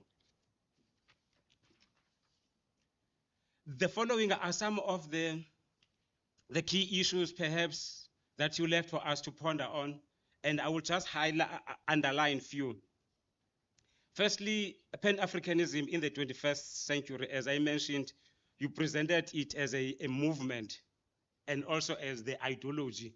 And you also linked it to nationalism, or the rise of nationalism on the continent. But you also reminded us that there has been a lull at some point of the international congresses that were organized. And I would like to add here that Southern Africa and South Africa has been part of this National Congress. In as early as 1897, Sylvester Williams, who was the only black advocate in Cape Town, worked there in the Black Bar. And also Alicia Kinloch from Kimberley in 1897 was part of that group that from the Association of Africa, and the first Pan-African Congress in 1900. And Khubsane was also invited there. Hence in 1903, Khubsane formed what in Ngqungquthela like a Khubsane. And in 1945, Peter Abrahams from South Africa was also involved. So South Africa and Southern Africa has been part of Pan-Africanism, or putting it differently, the evolution of Pan-Africanism. And also this generation, post-45 generation, was strongly influenced, as you, Prof, you anchored it around George Padmore and Kwame Nkrumah, and you did that successfully. Because the post-1945 generation of Pan-Africanism was, especially in Southern Africa, was not influenced by Du Bois in the main. It was George Padmore, especially through his work and also the book he referred to, Communism or Pan-Africanism. And Sobukwe, in his interview with Gail, argues that it was more like a Bible for the Africans. And the way you position George Padmore in the evolution of Pan-Africanism and also the national struggle on the continent, it is of interest. But furthermore, Kwame Nkrumah in the progression of Pan-Africanism and anti-colonial rule, and this quest for united Africa.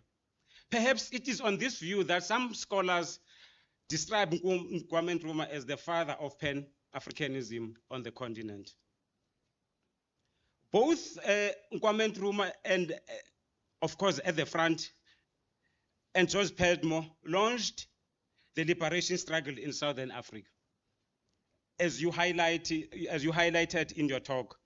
And here it is important that the Africanists in Southern Africa, or in South African context, in the main, George Padmore's and Kwame Nkrumah's work was important. And it is on this view that the 1963 action or plan to liberate South Africa was influenced, and Kwame Nkrumah financially supported the Africanists in South Africa for that cause. And of course, as you highlighted, Prof, the shift then to Dar es Salaam and also Lusaka. That shift, it is important because it is also through that shift in the 1960s onwards that we see then what I will refer later, the decolonial scholarship at the University of Dar es Salaam.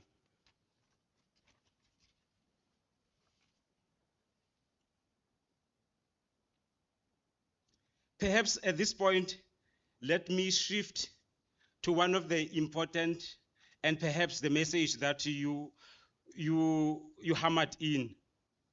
The Pan-Africanist intellectual, what emeritus, of course, your contemporary Professor Isa Shivish, in his foreword of my forthcoming book on African intellectual tradition, I choose for what he referred to a Pan-African intellectual. And he highlights 5 issues that for him characterize the Pan-African intellectual. Firstly, he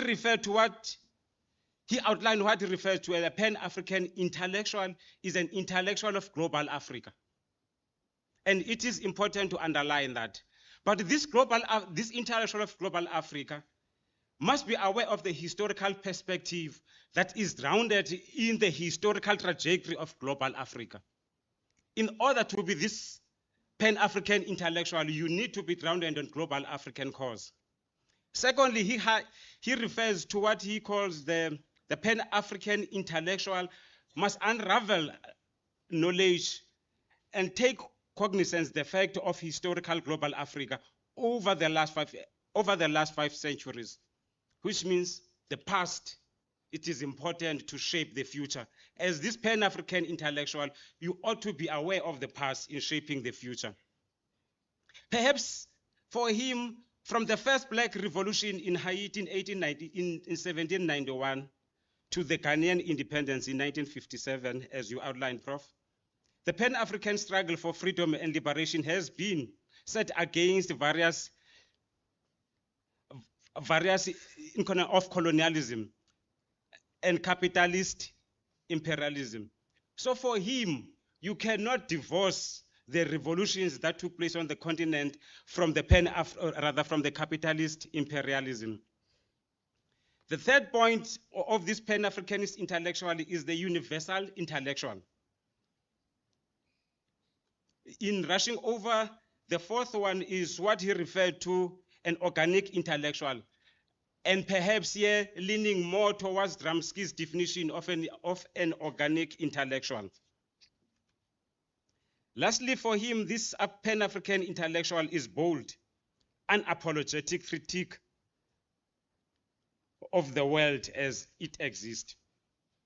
And I think it is important to bring in these 5 pillars of a Pan-Africanist intellectual, because that's what Pan-Africanism was built on and continues to be on that. And in recent times, there has been a literature on various aspects of Pan-African intellectual. Ali Muzuri is amongst them, Momdani, and also Tandika, and many others, especially for grounding what they refer to as collectivized social force, as these Pan-Africanists were at the time. Perhaps there is, in recent time, as we can also observe through the history and the evolution of Pan-Africanism, an anti-intellectual culture in some of the Pan-Africanist formations and establishment. And this might be caused by a number of factors. Perhaps the evolution of Pan-Africanism has been hijacked, infiltrated, or the cause has been betrayed for one reason or another. And here it is important to move to what you alerted us, Prof, about the decolonialization and Africanization of university or education within the Pan-Africanist outlook. As you listed your colleagues and how the University of Dar es Salaam was central in that movement. And that can be viewed within what you refer to as African Renaissance or as Black Revival. And therefore, when we talk about decolonialization in post-independence, it is important for the Pan-Africanist scholars to acknowledge the debate and the scholarship that emerged from 1960s from the University of Dar es Salaam. And also the centers of excellence and also the centers of intelligentsia at Ghana, Tanzania, and Uganda. Perhaps it is in this context that Antidope's work can also be understood, as you illustrated in your talk.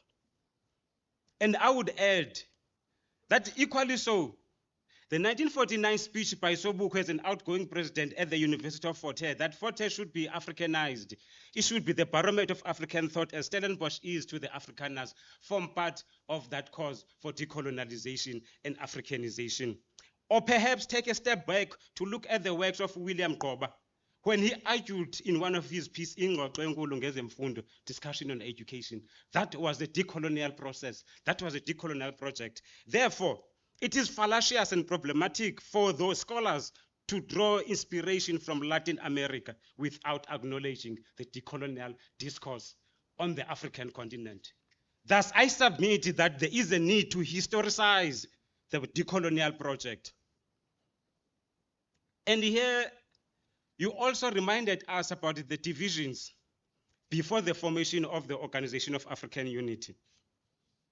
And I won't bore you about that. You clearly outlined the groups and the camps that existed. But perhaps what is important to reflect on is Pan-Africanism in the quest of independence and liberation, as you did that. And you also reminded us that there is unfinished business. And central to that is the land question and economy. and especially in South Africa and also to some extent in Namibia. And while you were reminding us about that, you left us with a rhetorical question of it's not yet Uhuru in South Africa. And it is rhetorical for a number of reasons, because here you sharply raise the question about Orania. The racialized view about separation of Cape Town, or rather of the Western Cape, the Afrikaner refugees to the US, and what you refer to the embarrassing spectacle that we observed or we witnessed on the 21st of May.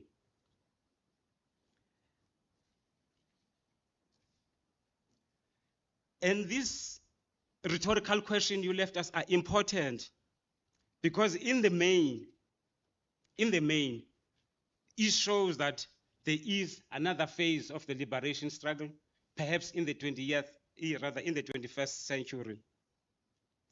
And you also do in many ways to remind us of these challenges, linking them to the Freedom Charter and the question of non-racialism. And I submit it will be a mistake of us to expect land restoration under the present administration or under the leadership of the ruling party. Because from the Freedom Charter, ANC took a different turn that said the land belonged to all of us.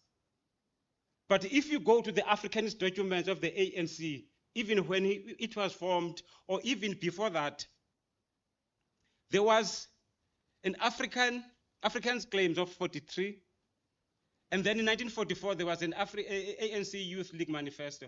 And the last Africanist document of the ANC was the Program of Action of 1949. And in those three documents, the land question is clear. But with the shift in the 1950s, we saw the Congress Alliance and the birth of Freedom Charter. Therefore, moving from the Freedom Charter, we should not expect miracles. Then you ended, Prof, by highlighting some of the strategies perhaps that can be employed to reposition pan-Africanism in the 21st century. And I fully agree with you on those issues you highlighted, and the centrality of education, and also these education institutions. But I would like to end by adding just two issues to say the repositioning of pan-Africanism in the 21st century is multidimensional. It has social, socio-economical, and political dimension. And here I go back to one of the points I highlighted, the land question. The land question remained unresolved, as you also highlighted. And in the 21st century, within the context of pan-Africanism, it should be one of the activities that the pan-Africanist and the pan-Africanist scholars should devise means to address, or perhaps suggestion for the land question. The second point I would also like to make is the youth and what I refer to Africa-centered futures. We need in the 21st century to have Africa-centered futures with the youth central into that. If youth is in majority on the continent, we cannot talk about them without them. And so is technology. So youth should be central into that. And in these African-centered futures, youth should be there. And of course, artificial intelligence, as I mentioned, and education, as you highlighted, Prof, in some of the programs that you, in fact, in some of the issues that you give us as recommendation on to ponder on. Without taking much of your time, I would like to end by saying you presented pan-Africanism as an ideology, as an emancipatory movement that humanized the previously dehumanized, and also as about African unity. The strategies you provided for repositioning of Africa, rather of Pan-Africanism in the 21st century, are also multidimensional. Thank you.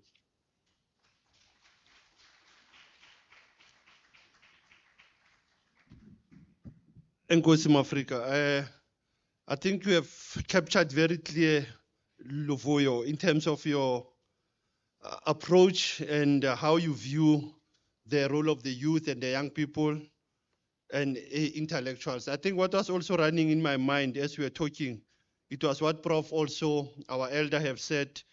There are 3 Pan-African academies that we must also acknowledge that they are playing this role also.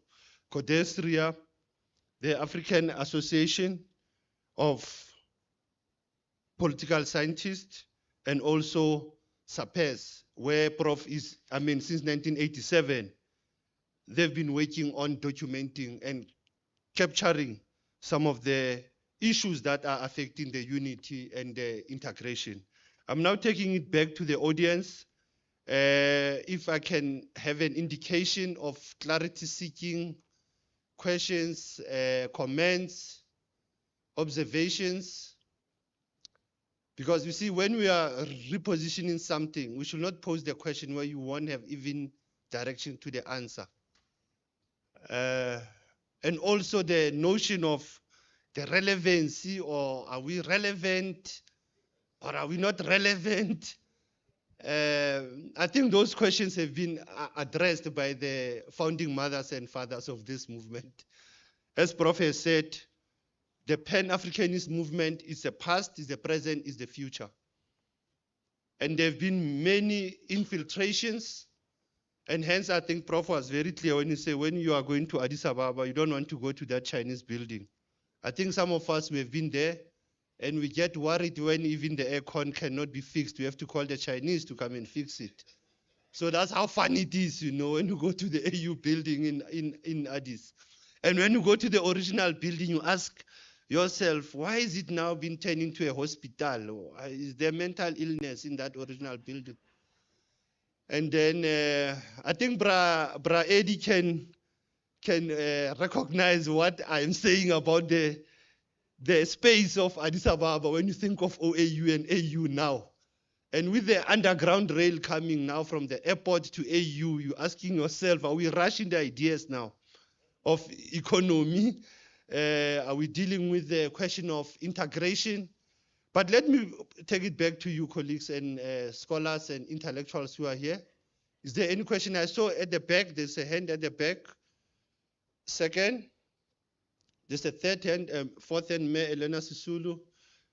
Are you there? Is there a hand here? Tendai, was there a hand next to you? Okay, I've got 5 hands for this first round. At the back, please, if you can give us your name and a short abstract to a question or to a clarity observation to Prof. Thank you very much to the professors for leading us into the conversation. This is Lehasa Moloi from Development Studies.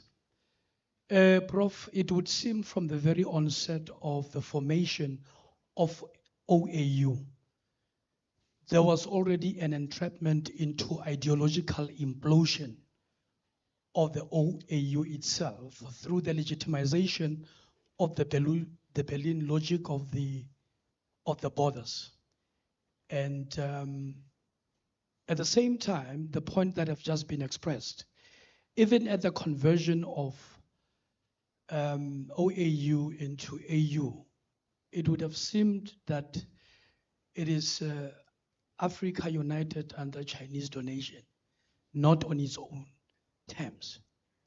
But the other point that I'm interested in maybe to reflect on, despite the history of military regimes in Africa and the reasons for why they emerged, how would we choose to reframe what we see to be happening in the Sahel region? Do we see the military brotherhood re-emerging again through reclaiming the initial slogans of the fathers of Pan-Africanism in that context, or it's merely just a repetition without change? Thank you. Thank you, Dr. Lhasa. The second hand was here.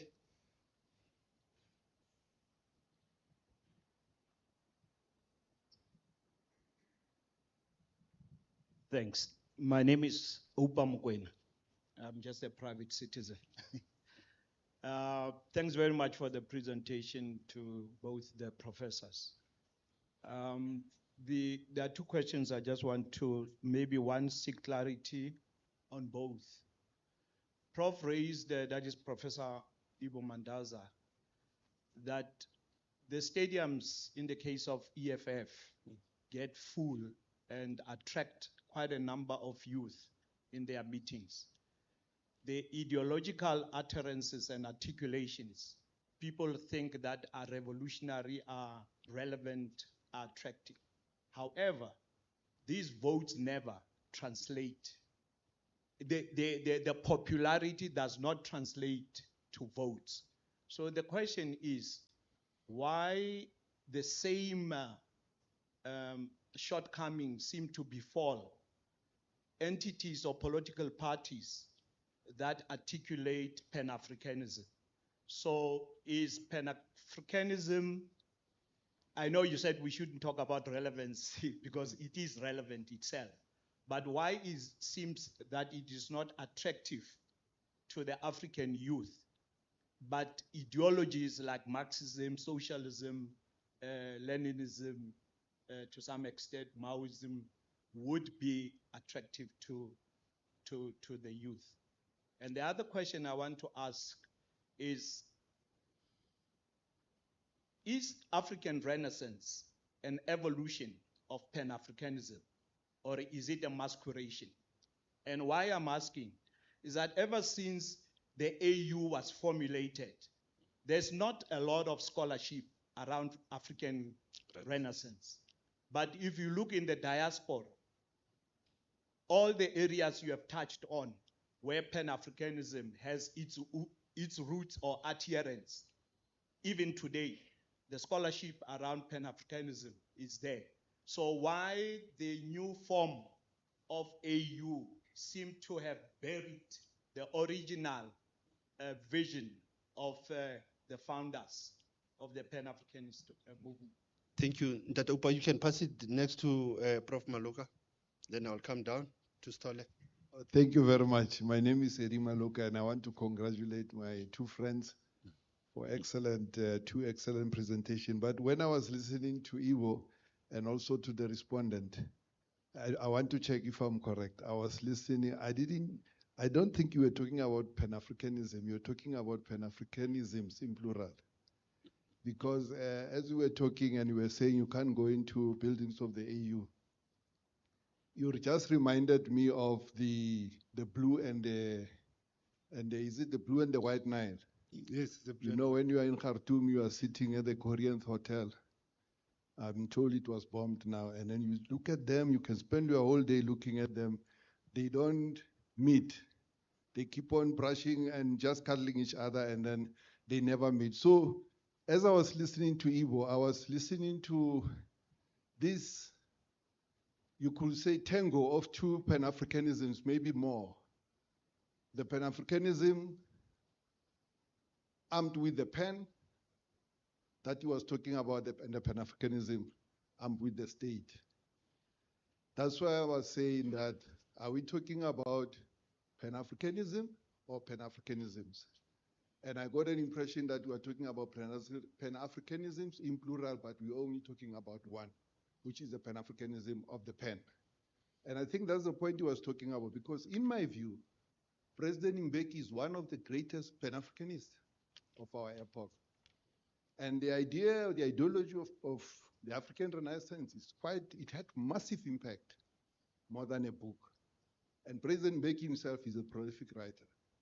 So to what extent can we talk about Pan-Africanism that doesn't take into account the state, let alone does not recognize those who are advancing the Pan-African agenda through the state?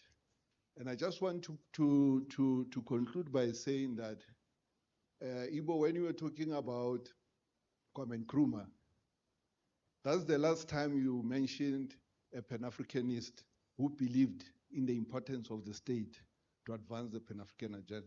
Then on you move to the Pan-Africanist of the pen, P-E-N. And when Kwame Nkrumah was invited to come, because remember Kwame Nkrumah was a young fellow, and he was there with George Patmore.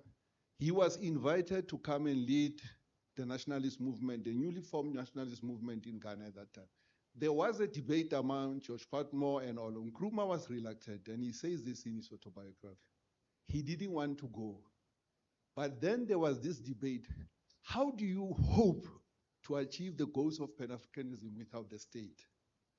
And the reason why they pushed him, they managed to convince him to go back to Africa and lead this Pan-African movement, or take the Pan-African movement to Africa the way he did, is because him and his generation, Patmore and others, believed that you cannot advance the Pan-African cause without the state. You need the state. All these things you are talking about, land and all of that, you can't achieve them at university. You can analyze them, understand them, but in order to implement the land reforms and all of that, you need the state. So that's the point I'm really throwing to the panel, that are you talking about Pan-Africanism as a phenomenon, or Pan-Africanisms in plural? And in my understanding from what is being presented, you are talking about the Pan-Africanism of the pen. You are excluding Pan-Africanism of the state. That Mbeki, Julius Nyerere, and others. Even Kwame Nkrumah represented. Thanks. Thank you, Prof. Tendai, you can pass the mic, Tendai, and then I'll come to me, Elena soon. Thanks. My name is Tendai Sitole.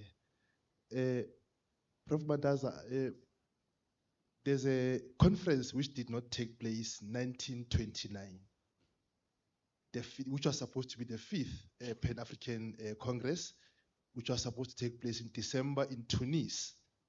And in that year, where it was when, like, even the writers, like, you know, like it was the most expansive. Charles Makeba was even invited, and I found those invitation letters in the archives at Fisk University, where Du Bois was a student.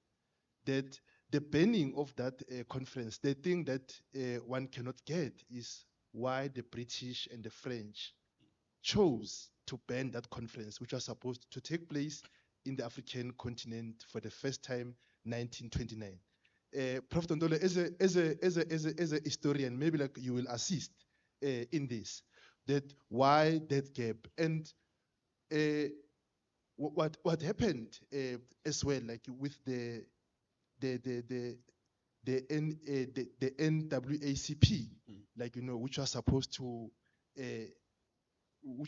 take place in it, like why there was such a ban of that conference. But then 1945, which tallied with the end of the Second World War, the conference was allowed only if it takes place in the metropole. The other thing that I was concerned with, like, which I always hear often, but which I see as an oddity, that it irritates and it is relevant, it is the issue of decoloniality in Latin America. I will ask, vis-a-vis Miles Davis' spirit, so what? So what? In a sense that when people study Michel Foucault, there's no issue. Karl Marx, there's no issue. But when black people, like, you know, are studying with fellow Latin Americans, and what is interesting, just as a matter of a correction, that Ramon Grossvogel and Boaventura de Sousa Santos, they did explain that when they did the study group in early 2000s to form decoloniality, which came in the issue of cultural studies, 2007, they did explain clearly that they never got influence from Latin America. They got influence from this continent. And Ramon Grossvogel even showed how they were studious in having to read Kwame Nkrumah. And there is a misconception that we need to attend to be self-critical, to say that if you are an African thinker, it doesn't that you are radical, right? You can wear a dashiki and be a reactionary to put, right? And these are the things that we need to attend to. That it is high time, like now, to do serious works without having to claim geographic enclaves. Thank you. Thank you, Prof. Stole. Me Eleanor? Here, Stole, if you can pass it just in your front. Yeah. Okay, thank you so much. And thank you to my relative, Ibo Mandaza, for that lecture. I just want to say that if we want to reconceptualize or reignite Pan-Africanism in the current era, we have to find ways beyond moving to the intellectual notion of Pan-Africanism to what it means in our lives on a daily basis. And that is the only way where we will actually reach the youth. And so I just want to mention the few areas of practical projects, of Pan-African projects. You know, for example, and I think that our universities are very important in this. And I'm very proud to be working with UNISA that has recognized that our children's literature campaign and children reading in their mother tongues and developing books in their mother tongues is actually a very important part of the decolonial project. What our children are reading, the toys that they are making, how they are playing, is part of the decolonial project. And I think that was a lacuna of the Pan-African founding fathers, because they were founding fathers and they didn't think of cultural life and what our children are learning from early age as being part of a decolonial project. The marginalization of African languages, I think, is also one of the areas, and our languages are an area of, it's an important terrain of Pan-African struggle. The fact that Africans do not have the opportunity to be paid to work in their languages and develop, and I think the Pan-Africanist who was not mentioned here is important in that regard is Neville Alexander. And I think Ngugi to a lesser extent, but I think Neville Alexander, in the very powerful influence he has had on looking at what early childhood and African languages are, where to locate that in the decolonial project. The other thing is that the nature of colonialism has changed. And I think if the Pan-African movement cannot recognize this historical moment now, where we're not talking about liberal democracy, we're talking about fascism. We're talking about the biggest, the most powerful state in the world, which has been captured.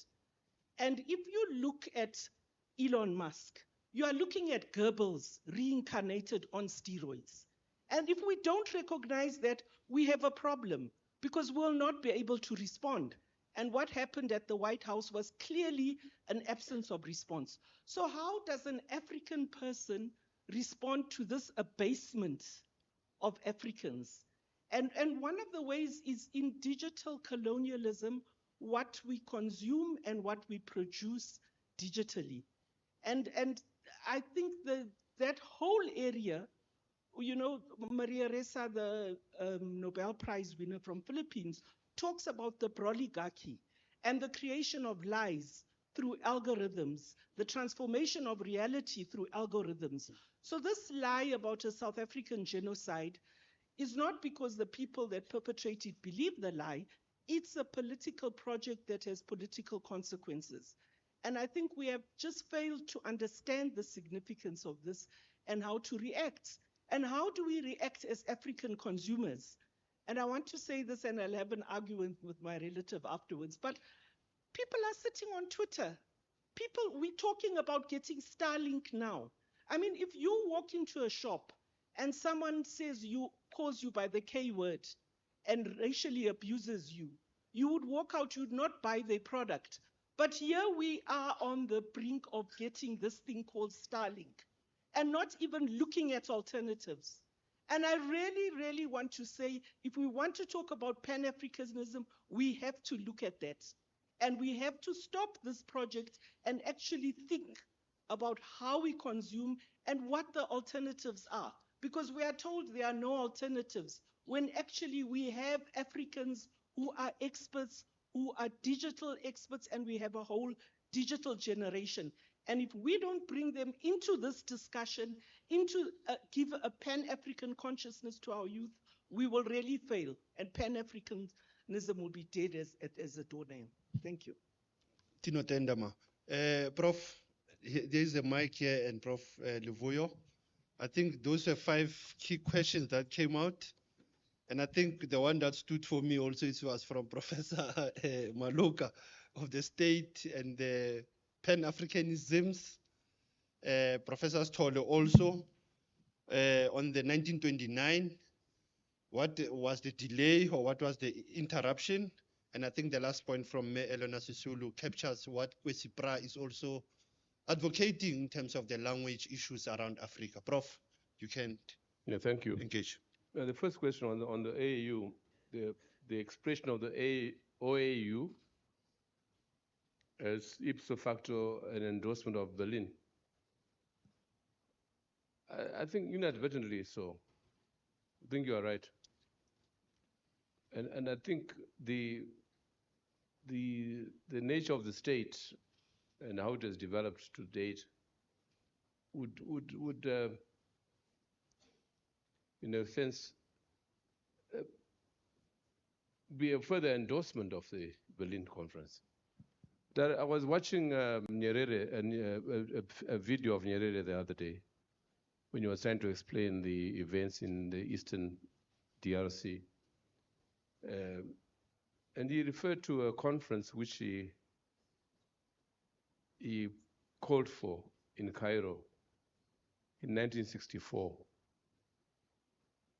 which was an occasion to re-emphasize or accept the unacceptable, namely boundaries from the Berlin Conference. And he said, he said, that if we reject the idea of boundaries that have been bequeathed us as nation states in the making, then we're in trouble. So the resolution, therefore, was that we must accept the boundaries, but more important, we must accept the people within those boundaries as citizens of that state. So the state is a reality, as Eddie Maloka has just tried to explain to us. And maybe I'll go straight to Eddie's questions. There's only one Pan-Africanism, not Pan-Africanisms. And there is nothing wrong with the state, given what I've just said. It was a reality that came through post-independence. What is wrong about the state is what it's not about to do, what is demonstrated as unable to do. It's unable to become a nation state. It is not a platform for Pan-Africanism. On the contrary, it is an antithesis of Pan-Africanism. That is the point I want to make. And I think there's no way you can try and justify that. And likewise, the question of Renaissance, African Renaissance, is a myth, especially here in South Africa. That's why Thabo Mbeki's enunciation of it was completely mythical.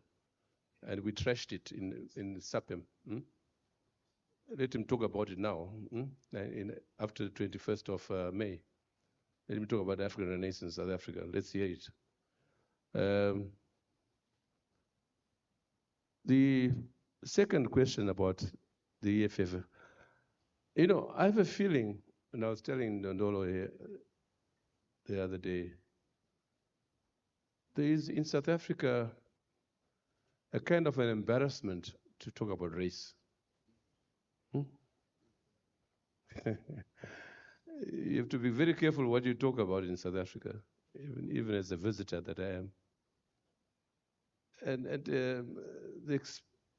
the historical irony or paradox that those who scream loudest about Pan-Africanism, African nationalism, EFF, are not popular. In exile, we're closer as liberation movement to PAC. PAC has never got more than one seat since 1994. And if, as I said, if someone was saying to me, if they get 5% next election, they'll be lucky. But why? Why, against the backdrop of clearly unfinished business in South Africa, why are these slogans for African liberation muted or forced to be muted? Why?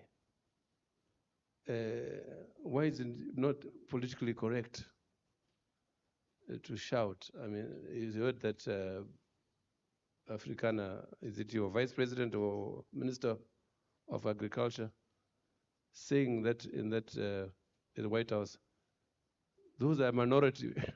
that's why we formed a government to keep them out. I mean, I felt so embarrassed. But anyway, why? Why all these things? It's not for me to answer that.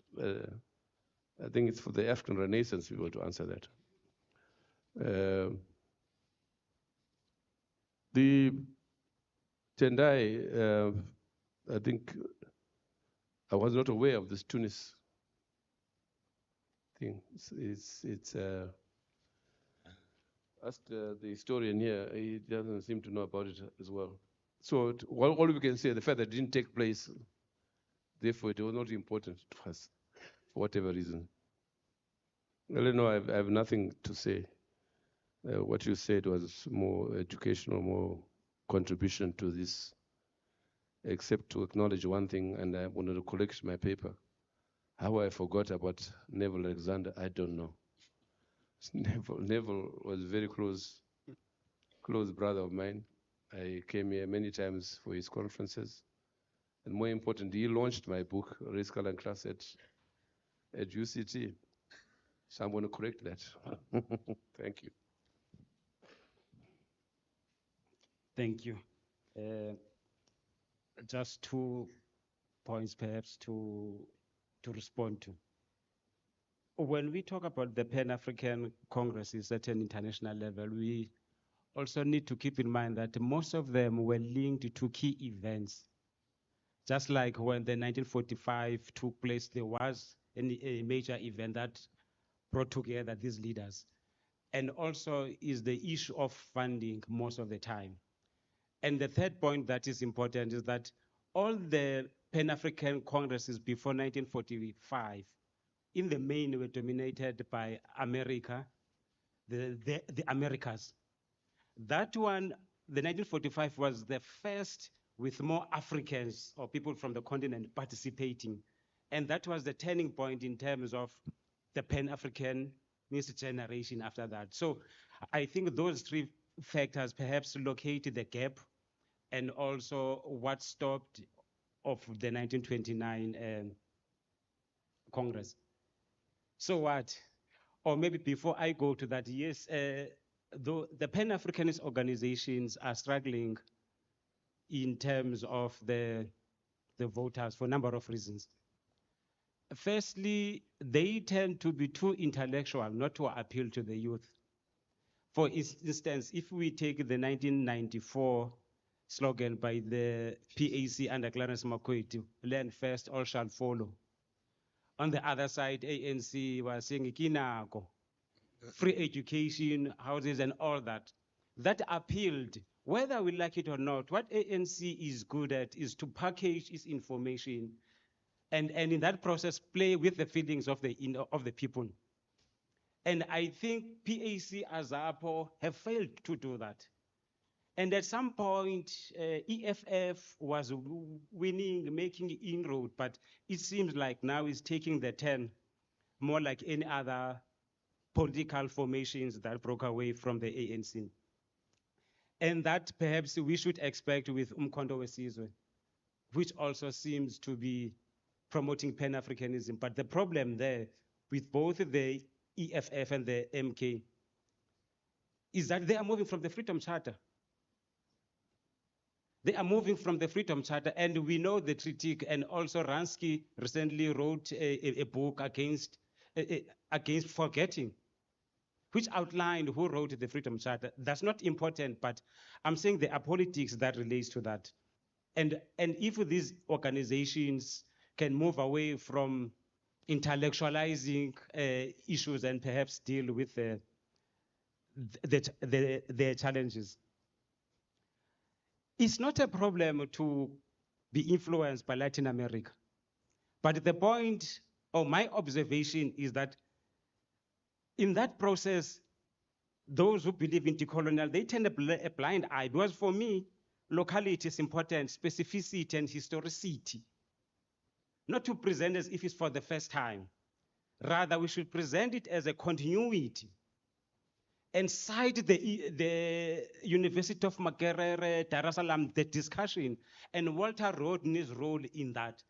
And even how that influenced some of the organizations, Prof, that were based in Tanzania. Whether they ended up following Mao Zedong's outline, but if we acknowledge that is fine and view decoloniality as a process.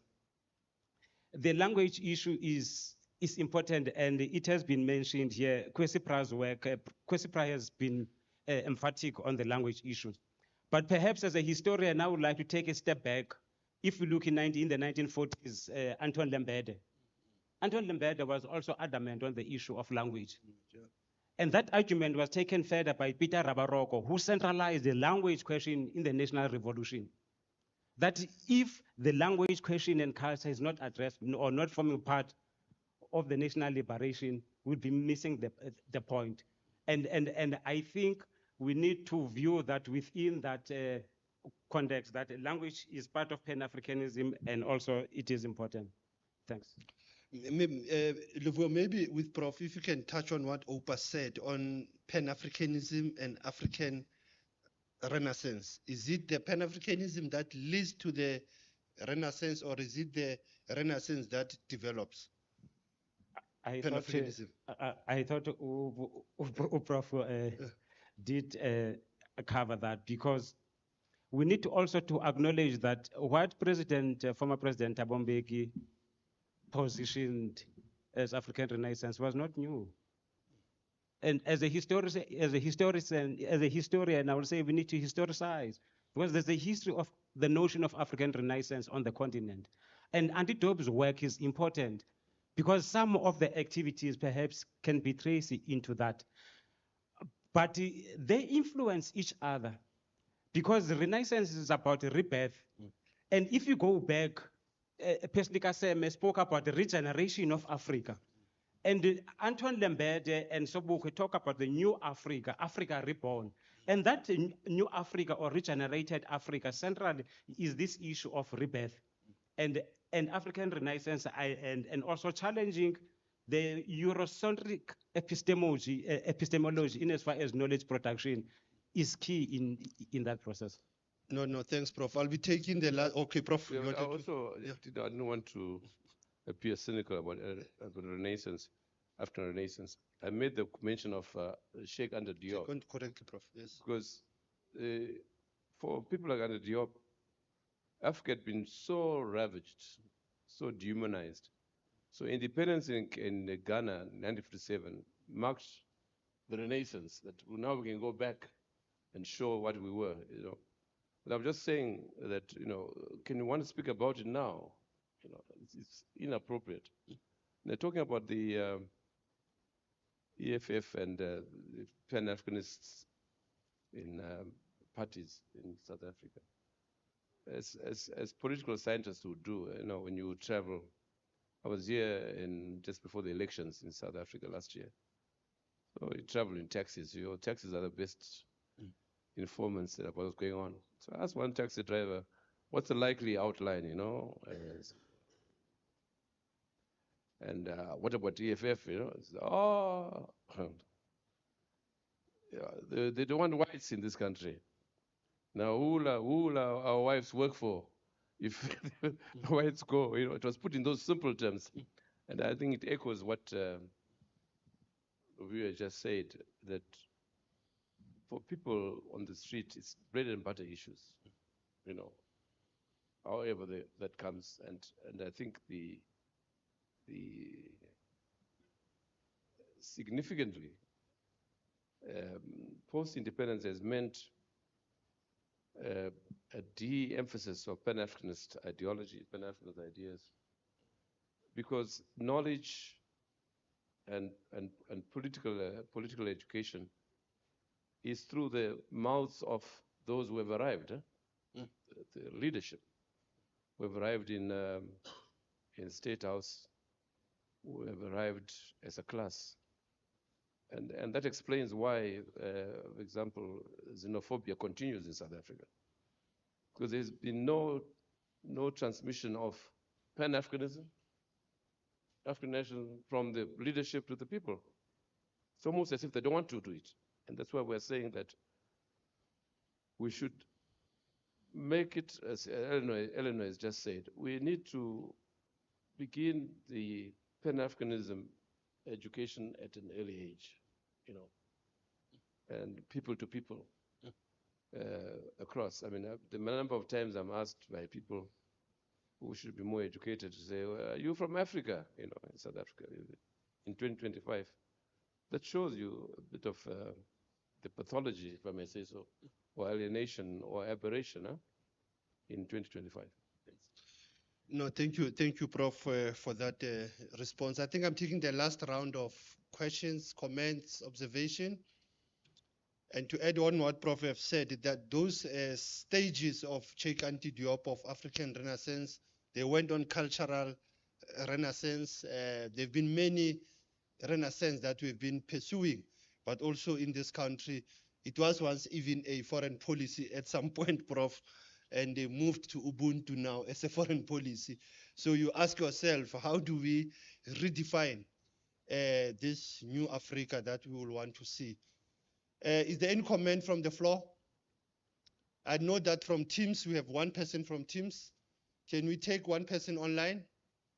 And then I'll come back to the audience as the last round.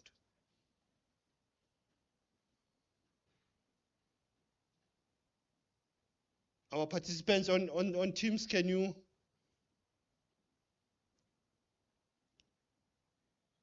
Okay, we have Mushunga. Yes, you can unmute. Thank you, Chair. And yes, sir, I'm on the floor. Yes, Mushunga, you are audible. Can you just raise your point? Okay, thank you.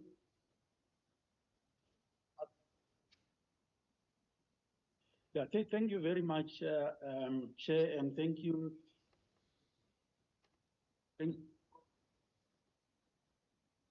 Okay, and thank you to Prof. Mandaza, my teacher, the respondent. I have two questions, or the other one is a comment. The first one has to do with Hilary Beckles in his chapter on the Pan-African pantheon.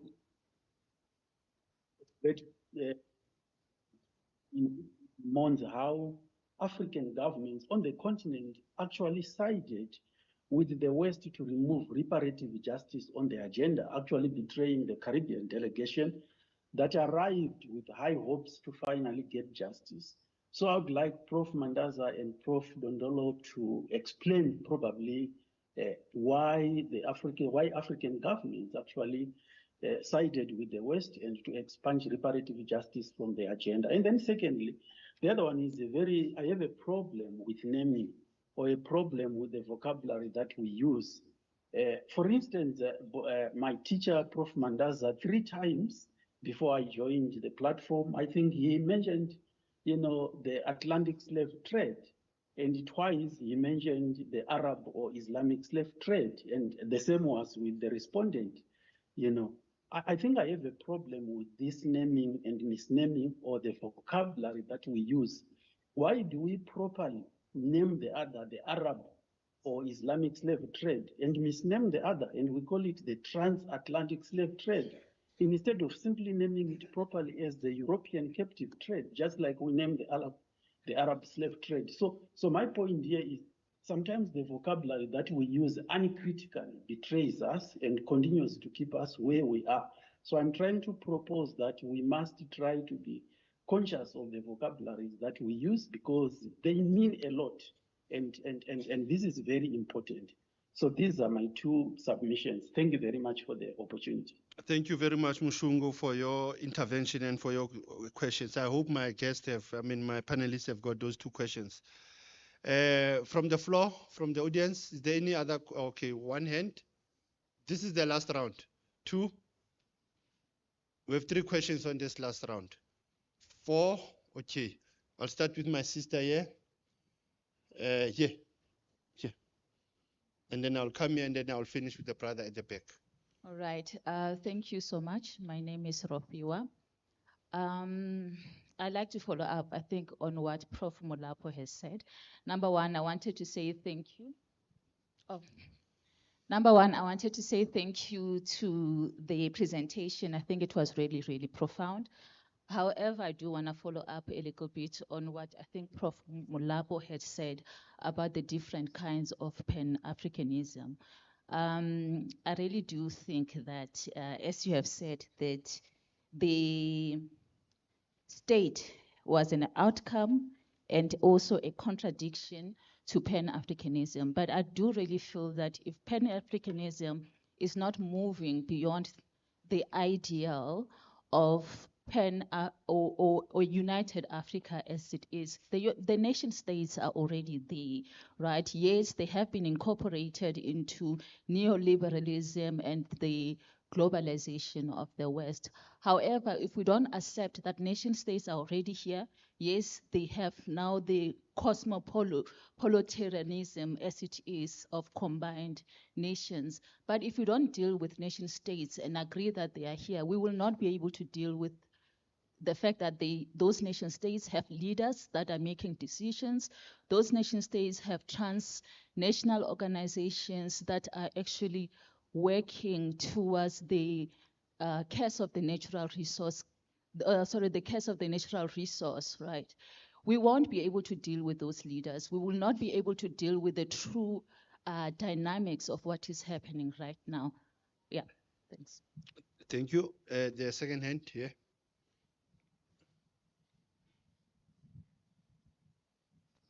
Thank you. My name is Donald Mpeo. I think mine is a concern.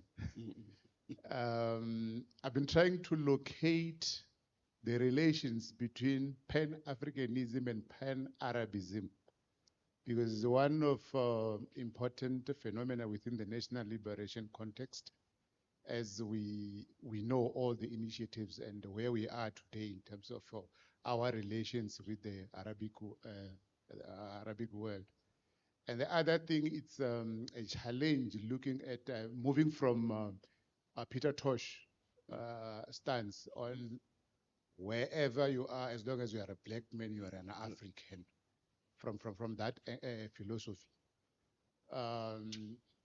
Thinking about the approach or the vehicle that we need to mobilize each other across the globe to come into agreement with the concept of pan-Africanism.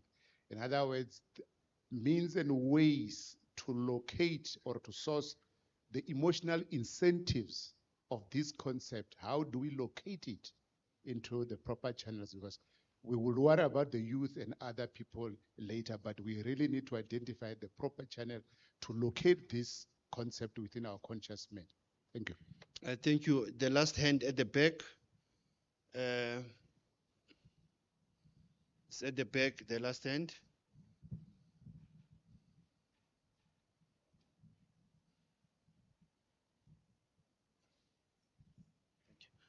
Thank you, colleagues. Thank you for the presentation and for the response.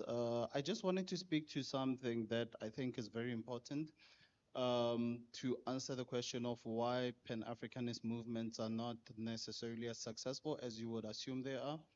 And this is something that I've been struggling with for some time now.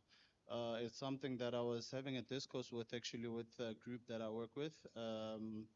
The CPP, Convention for Pan-Africanism and Progress. And I've been trying to understand how do we not see the benefits of Pan-Africanism to the continent of of Africa specifically, and we have noted that a country such as South Africa finds it quite difficult to say we can vote for a party that pushes Pan-Africanism because we see ourselves as in a better position as compared to the rest of the continent.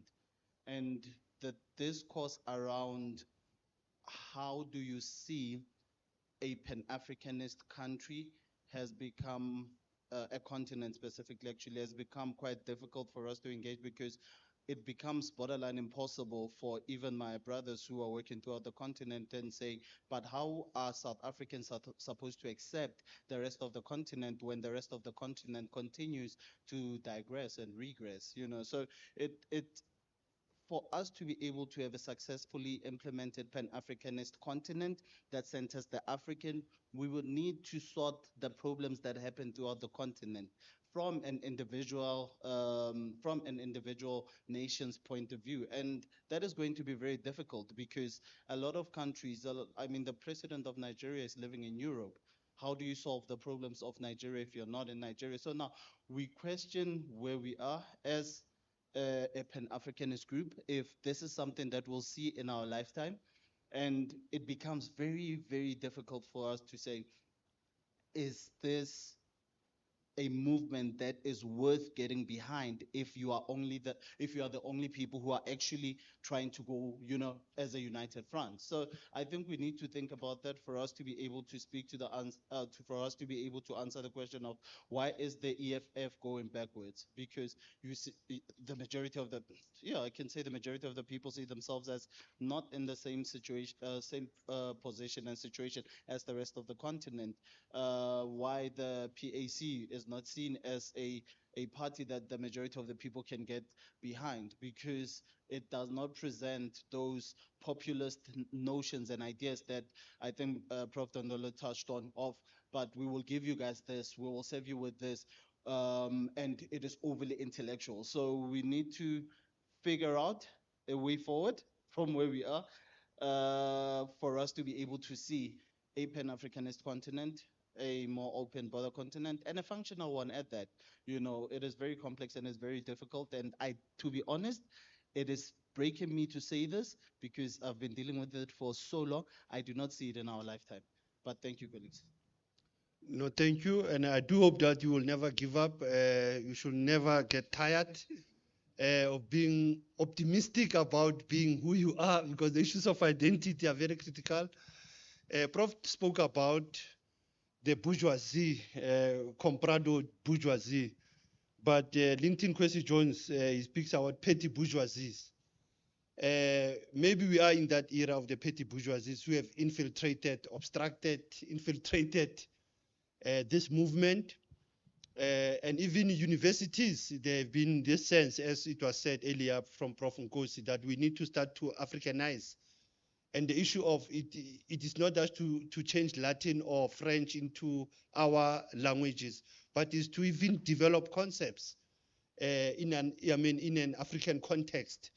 It is not all about translations, but it's also about transliteration. How do we transliterate?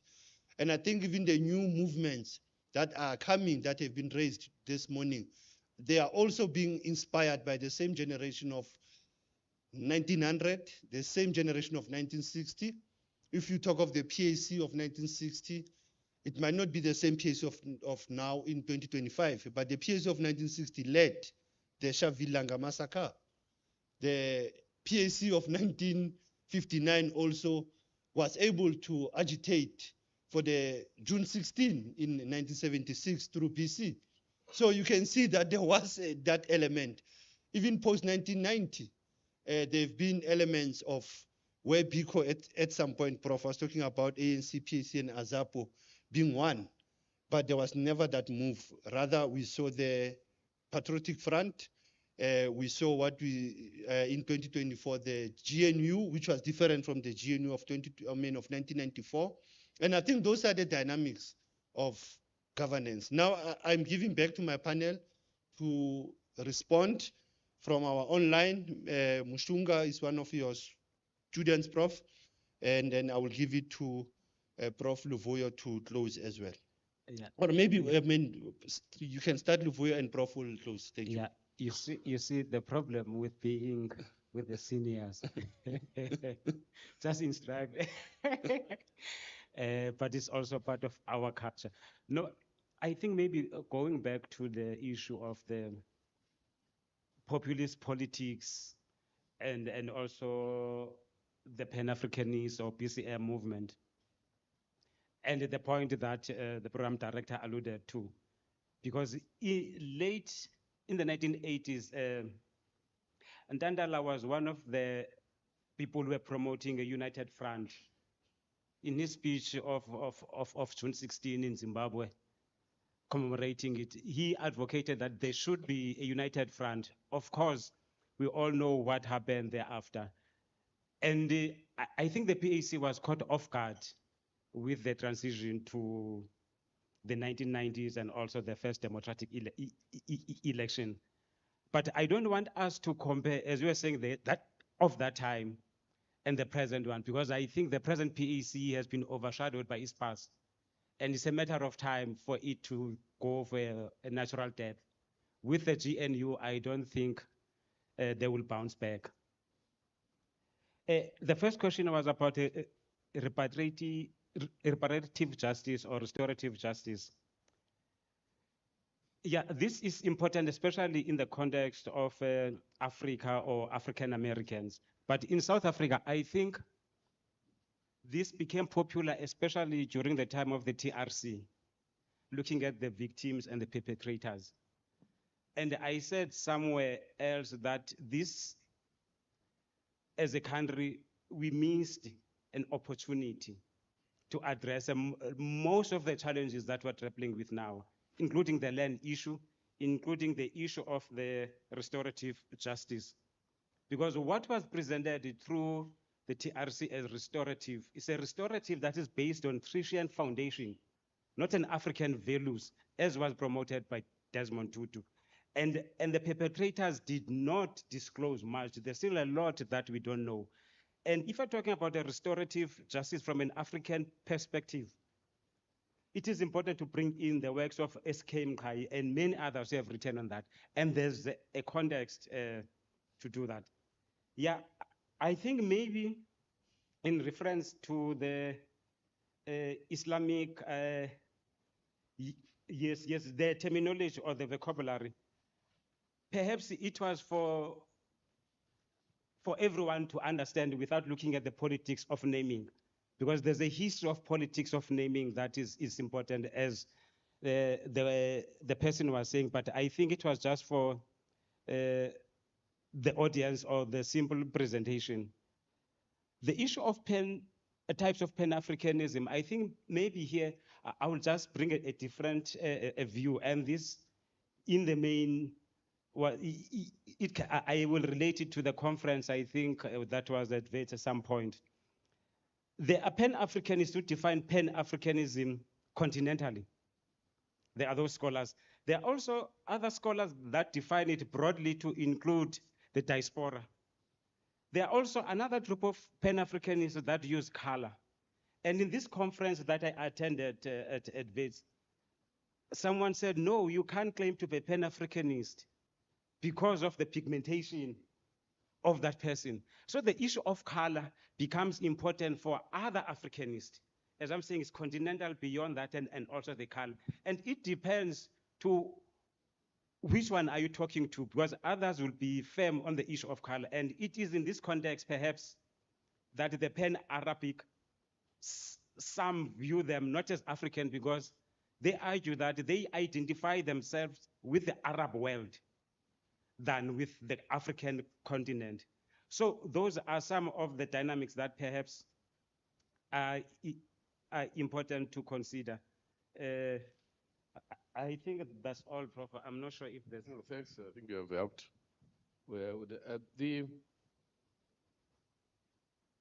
I think most people are familiar with the transatlantic slave trade that was done by whites. And maybe we should change it and say the white transatlantic slave trade. But people have seemed to forget that there was Arab slave trade. And that's why one way is to make it clearly so. I'm more against the word adding Muslim in it, because I think it puts in the same way that maybe you should add Christian to white Christian transatlantic slave trade. But I think in the discourse on Pan-Africanism, it has become quite controversial, the issue of Arab. I mean, we mentioned Kwesi Pra. Kwesi Pra refused to attend the 1994 7th on the grounds that we had included Arabs, North Africa in the term. So it's still a very controversial issue to this day. And I think it also was part of the division between the Monrovia and Casablanca. I think, between Nkrumah included North Africa in the Pan-African thing. For Nkrumah, and reference what Dondola just said, Pan-Africanism was continental. And in as far as North Africa is part of the continent, therefore they were part of the Pan-Africanism. Pan-Arabism is a different matter altogether. It's an emphasis that the Arabs are not African. I don't know if you remember our historian Eddie Maloka. Do you remember the discussion at the Abuja Treaty between the phrase "we, the people, we the African people, and we the peoples of Africa"? You see the difference? The Arab countries of North Africa preferred "we the peoples of Africa," and strange enough, Ethiopia too. In other words, the connotation or the import, you can be in Africa but not be an African. So what the Arabs were saying, that we're not African, we are in Africa. It was we the African people was what was adopted eventually, but after a very controversial discussion. The last, I think I want to deal with the last question. Before that, I've overlooked the reference to Sahel. What's about Sahel? Yeah, the Sahel, again, another point of controversy. They've left ECOWAS and threatening to leave the AU if they haven't left already. And they've become now the symbol, maybe, of African Renaissance. In my view, a bit misplaced to categorize them as such. I wrote about them saying it's a flash in the pan, and I was the whole of the Pan-African community came hard on me. But in reality, they are. I met was at a conference of Pan-African scholars a few weeks ago in Malindi, and I met old colleague Abdoulaye Batili. Abdoulaye Batili is, in fact, an envoy on behalf of ECOWAS and AU to the Sahel states, and it gave me a completely different picture to what is being reported on those three countries, especially Traore and Burkina Faso. To summarize, you simply say that it's all propaganda. The reality on the ground is quite different. In fact, they have now renewed their term of office as temporary leaders to another 5 years, each of them. And eventually, what's his name, Traore, is now guarded by Russian contingent. Is more and more inaccessible to his people. And if some of the things that are alleged to be his statements come out in beautiful English, so you begin to doubt whether it's AI generated or his own statements. So I would say it's a flash in the pan. And in the same way that Sankara, regrettably, sadly, didn't last 6 years. I think the same thing will happen in our case. Why do I say so? It's because I think that real revolutionary change, transformation of the nation state in Africa needs to be more coordinated, more thought about, and more structurally based than simply rhetoric, on top of the at stadiums. And then in that way, I would also answer your question, madam, about the nation. I think,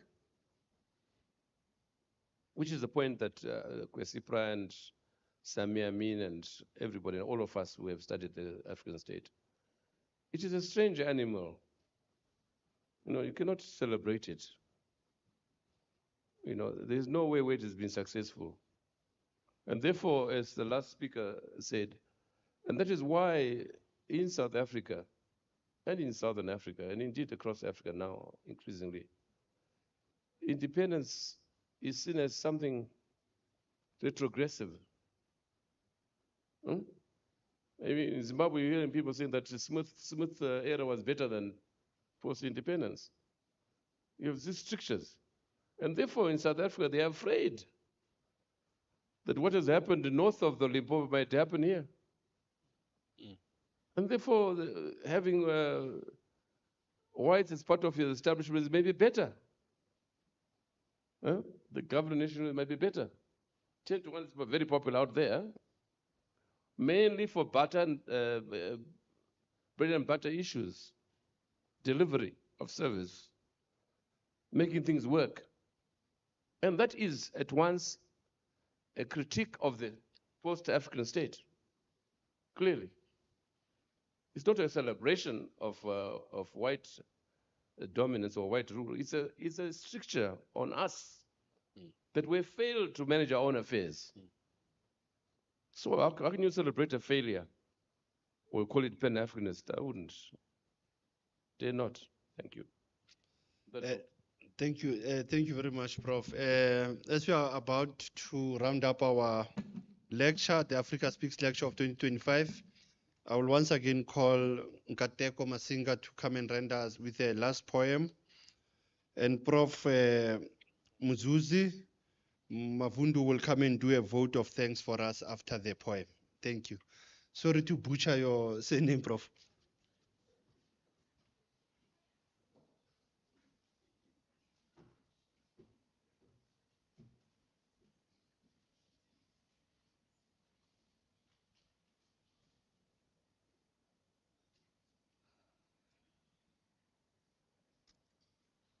All hail the brown bottle.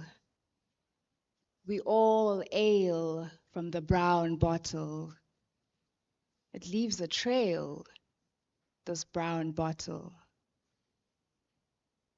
Every afternoon was the same.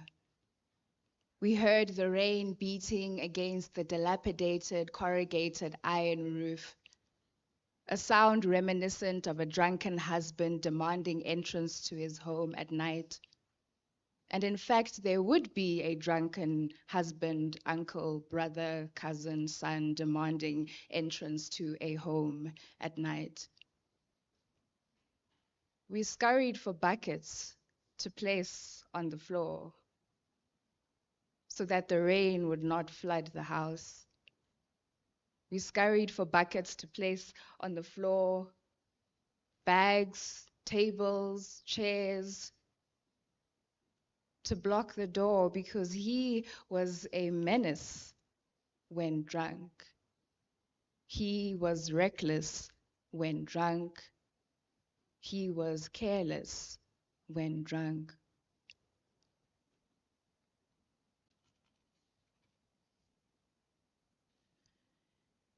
He was incoherent, but if he could chant, this would be his mantra.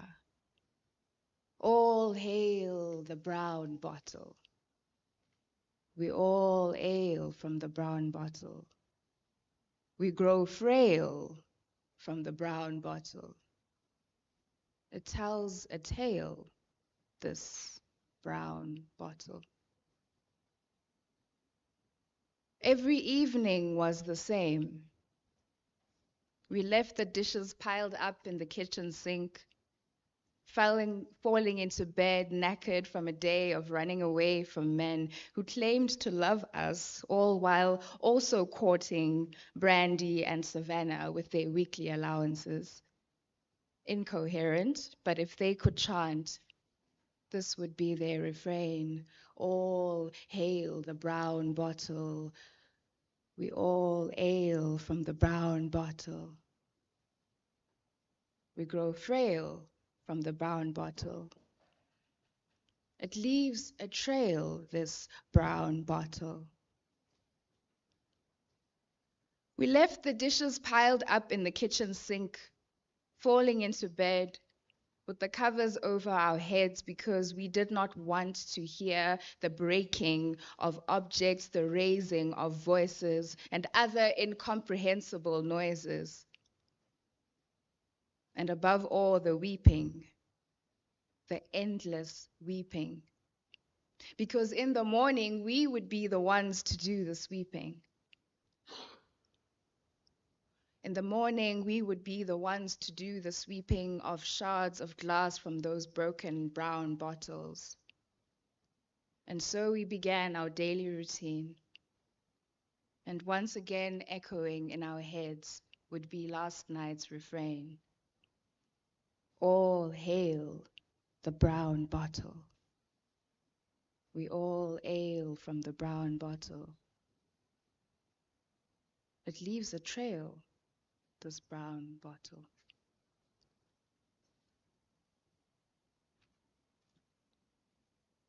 I want the fire without the cult. Small chops and malt at the family reunion and not a sacrifice in sight. No one's daughter a lamb to the slaughter. No one's daughter skipping school and sentenced to running errands to the local bottle store. How many 24s can you get with this week's grocery money, honey? Skipping school, singing all hail the green bottle. We all ale from the green bottle. It leaves us frail, this green bottle. I want the fire without the cult. I want no small god called an uncle with too many faces and none of them holding restraint in the mouth. Singing, all hail the green bottle. I'll get bail with this green bottle. It leaves a trail, this green bottle. I want the gospel without the gun, praise songs without the weeping. I want no woman at the pulpit howling while speaking, saying, I left my daughter sleeping and found her bleeding. I want no borders traversed. I want no innocence lost. I want no veil torn. And 9 months later, I want no daughter's daughter born to a fallen god called an uncle. Spill the blood of the covenant. Spill the water of the womb. Spill the contents of the brown bottle. Spill the contents of the green bottle. All hail the green bottle. He got bail with the green bottle. A child wails due to the green bottle. Through us it has left its trail, this green bottle. My work in progress is a series of poems responding to health-related news stories in South Africa. And what you have just heard is a piece that was commissioned by the Hlanganisa Institute to be shared at the Global Alcohol Policy Conference, responding to an article detailing the relationship between gender-based violence and substance use, particularly alcohol abuse in South Africa. This series is close to my heart because it speaks to the work that I am engaged in the field of medicine. And so this next piece is one that is particularly close to my heart because I love to work with children. This is in response to children who died due to carbapenem-resistant enterobacteria in a South African hospital. Name given. Umbilical cord ligated. Ink drying on baby's birth certificate. First cry pending. APGAR score 1. Baby not breathing normally. Panic. News from neonatal intensive care unit. Skin color blue, low muscle tone, heart rate abnormal, reflexes absent. Effort at respiration, none. It's a boy. The nurse contacts the only specialist on call. No response from the pediatrics department. Baby still blue after nasal prong oxygen. Outcome predicted, poor. Panic. Where is the doctor on call? Oh, it's a shift change. Please give the wailing mother something, a sedative, a meal, an explanation, anything. Say to her, there's nothing we can do for your boy. Baby still blue. Baby still. Baby blue. Baby still as a doll. Differential diagnosis, drug-resistant bacteria. Mother given the news. Don't worry, you'll have another one.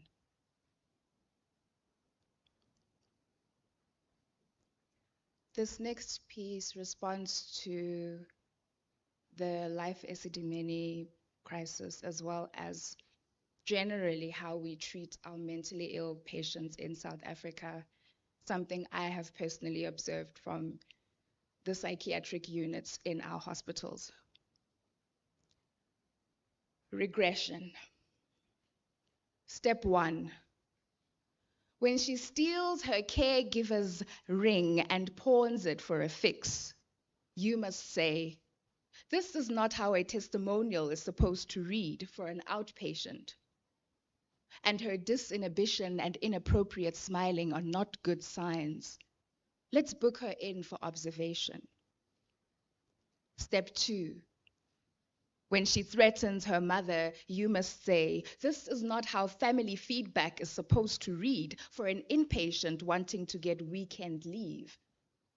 And her disinhibition and inappropriate smiling are not good signs. Let's take away her privileges. Put her in Ward 6. Step 3. When she stabs a nurse, you must say, this is not how a progress report is supposed to read for a patient wanting to remain in an open ward, and her disinhibition and inappropriate smiling are not good signs. Let's move her to a closed ward. Step 4. When she develops insomnia and anxiety, you must say, this is why we have drugs. Serenades is to serenade her to sleep at night. Disipal is to make her worries disappear during the day. Step 5. When a colleague asks you about your patient's teeth grinding, pill rolling tremor, and all the weeping, you must say, last resort, let's give her clozapine. Or refer her for spiritual counseling. After all, the prophets did say that there would be weeping and gnashing of teeth, but not like this. not like this.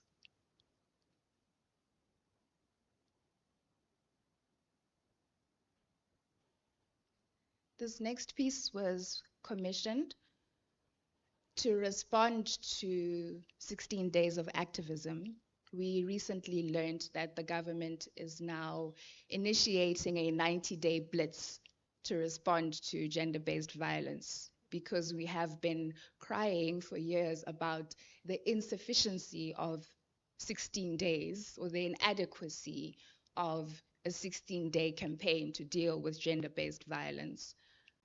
And so perhaps this poem will become redundant now that we have a 90-day blitz, but this poem was commissioned specifically to respond to the inadequacy of 16 days.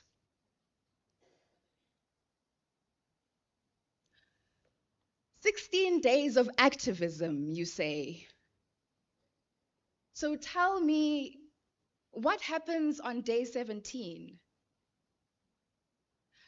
Perhaps if on day 17, our loved ones would wake up from their graves, bodies unbattered, necks untwisted, killers jailed or in the ground where they took others, it would make sense.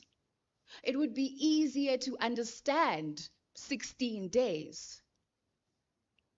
But instead, we are holding up placards on day 1. We are walking hazards of women howling for justice. They chant our names in national campaigns, while bags fill up with our cut up remains. Hashtag say her name, we declare. But those who hear us, do they care? Do they want us alive or barely able to testify, bruised and battered, left for dead? Why? Have we ever mattered? Is there hope ahead? Or were we born to die? On day 5, we are declaring a moment of silence. We are adding to the tally of victims of violence. Hashtag don't look away, we declare. But those who see us, do they care? Do they want us alive or barely able to testify, bruised and battered, left for dead? Why? Have we ever mattered? Is there hope ahead? Or were we born to die? On day 10, we are receiving breaking news that actually breaks us. 1 million views on videos shared online. Photographs shared without permission, bodies burned beyond recognition, other bodies buried in boyfriends' backyards. Enough! When is it ever going to be enough? If this is our national ailment, then what is the cure? If the violence just continues, then what are we protesting for? Hashtag break the silence, we declare. But those who speak up, are they heard?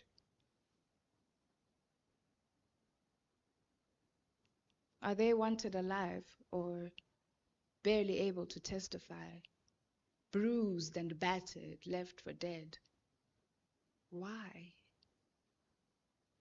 Have they ever mattered? Is there hope ahead? Or were they born to die? On day 15, we are digging up graves.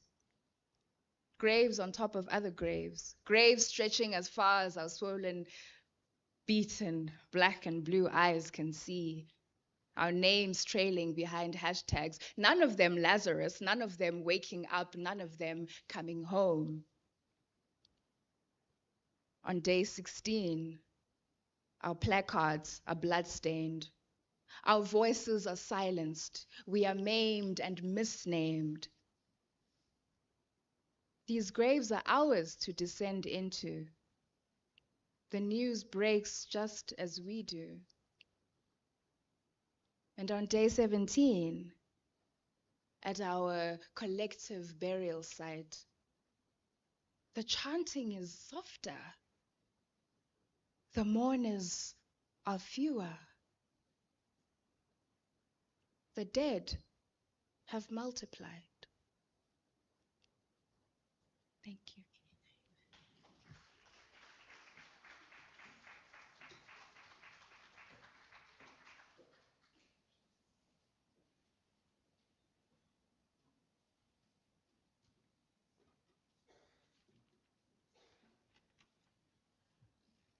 Merci, Harry.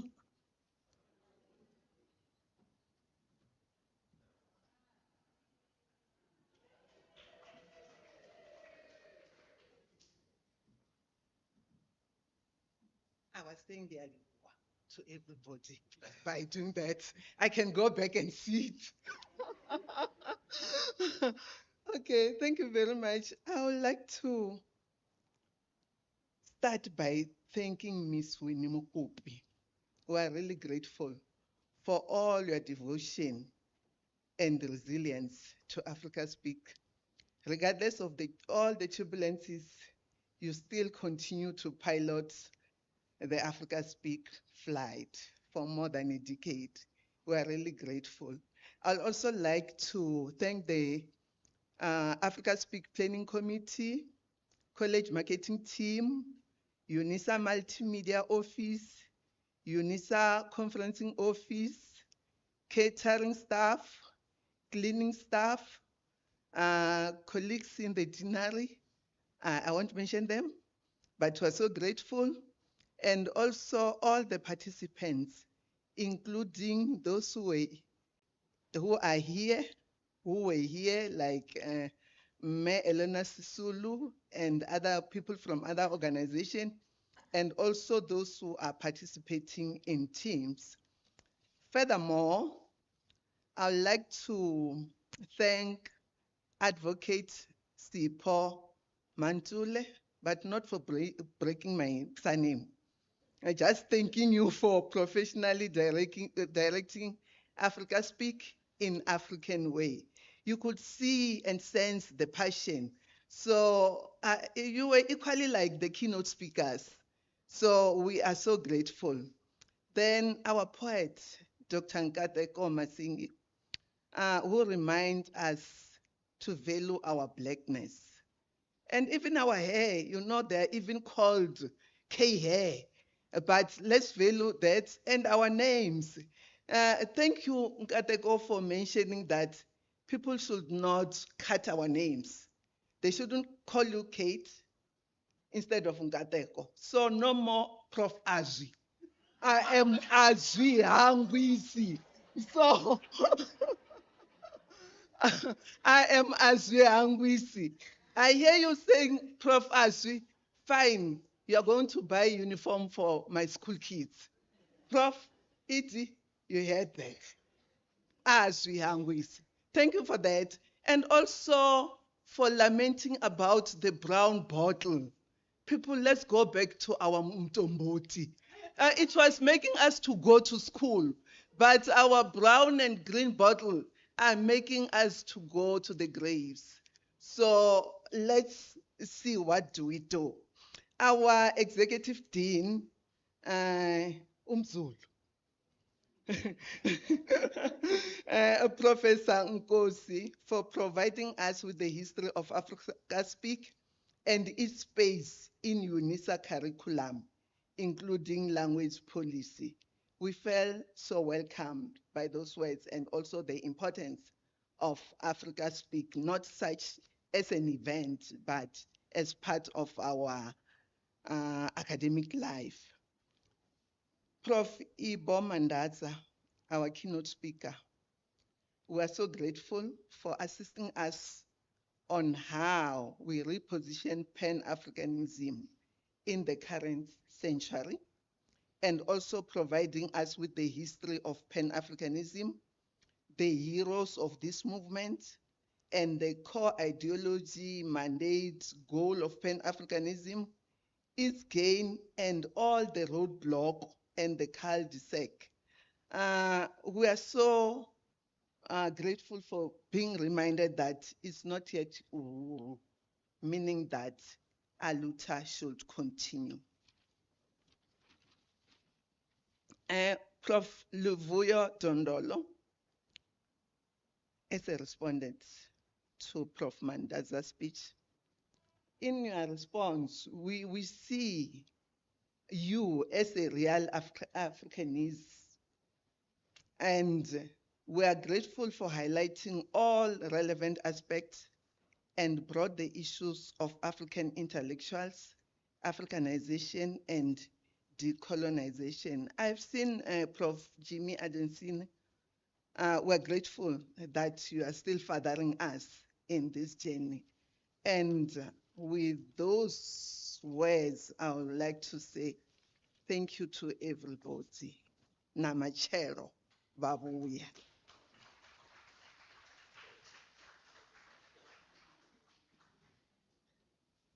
We are just doing the handing over of gifts to our eminent guests and both of you, Prof. I think the session has ended. Thank you.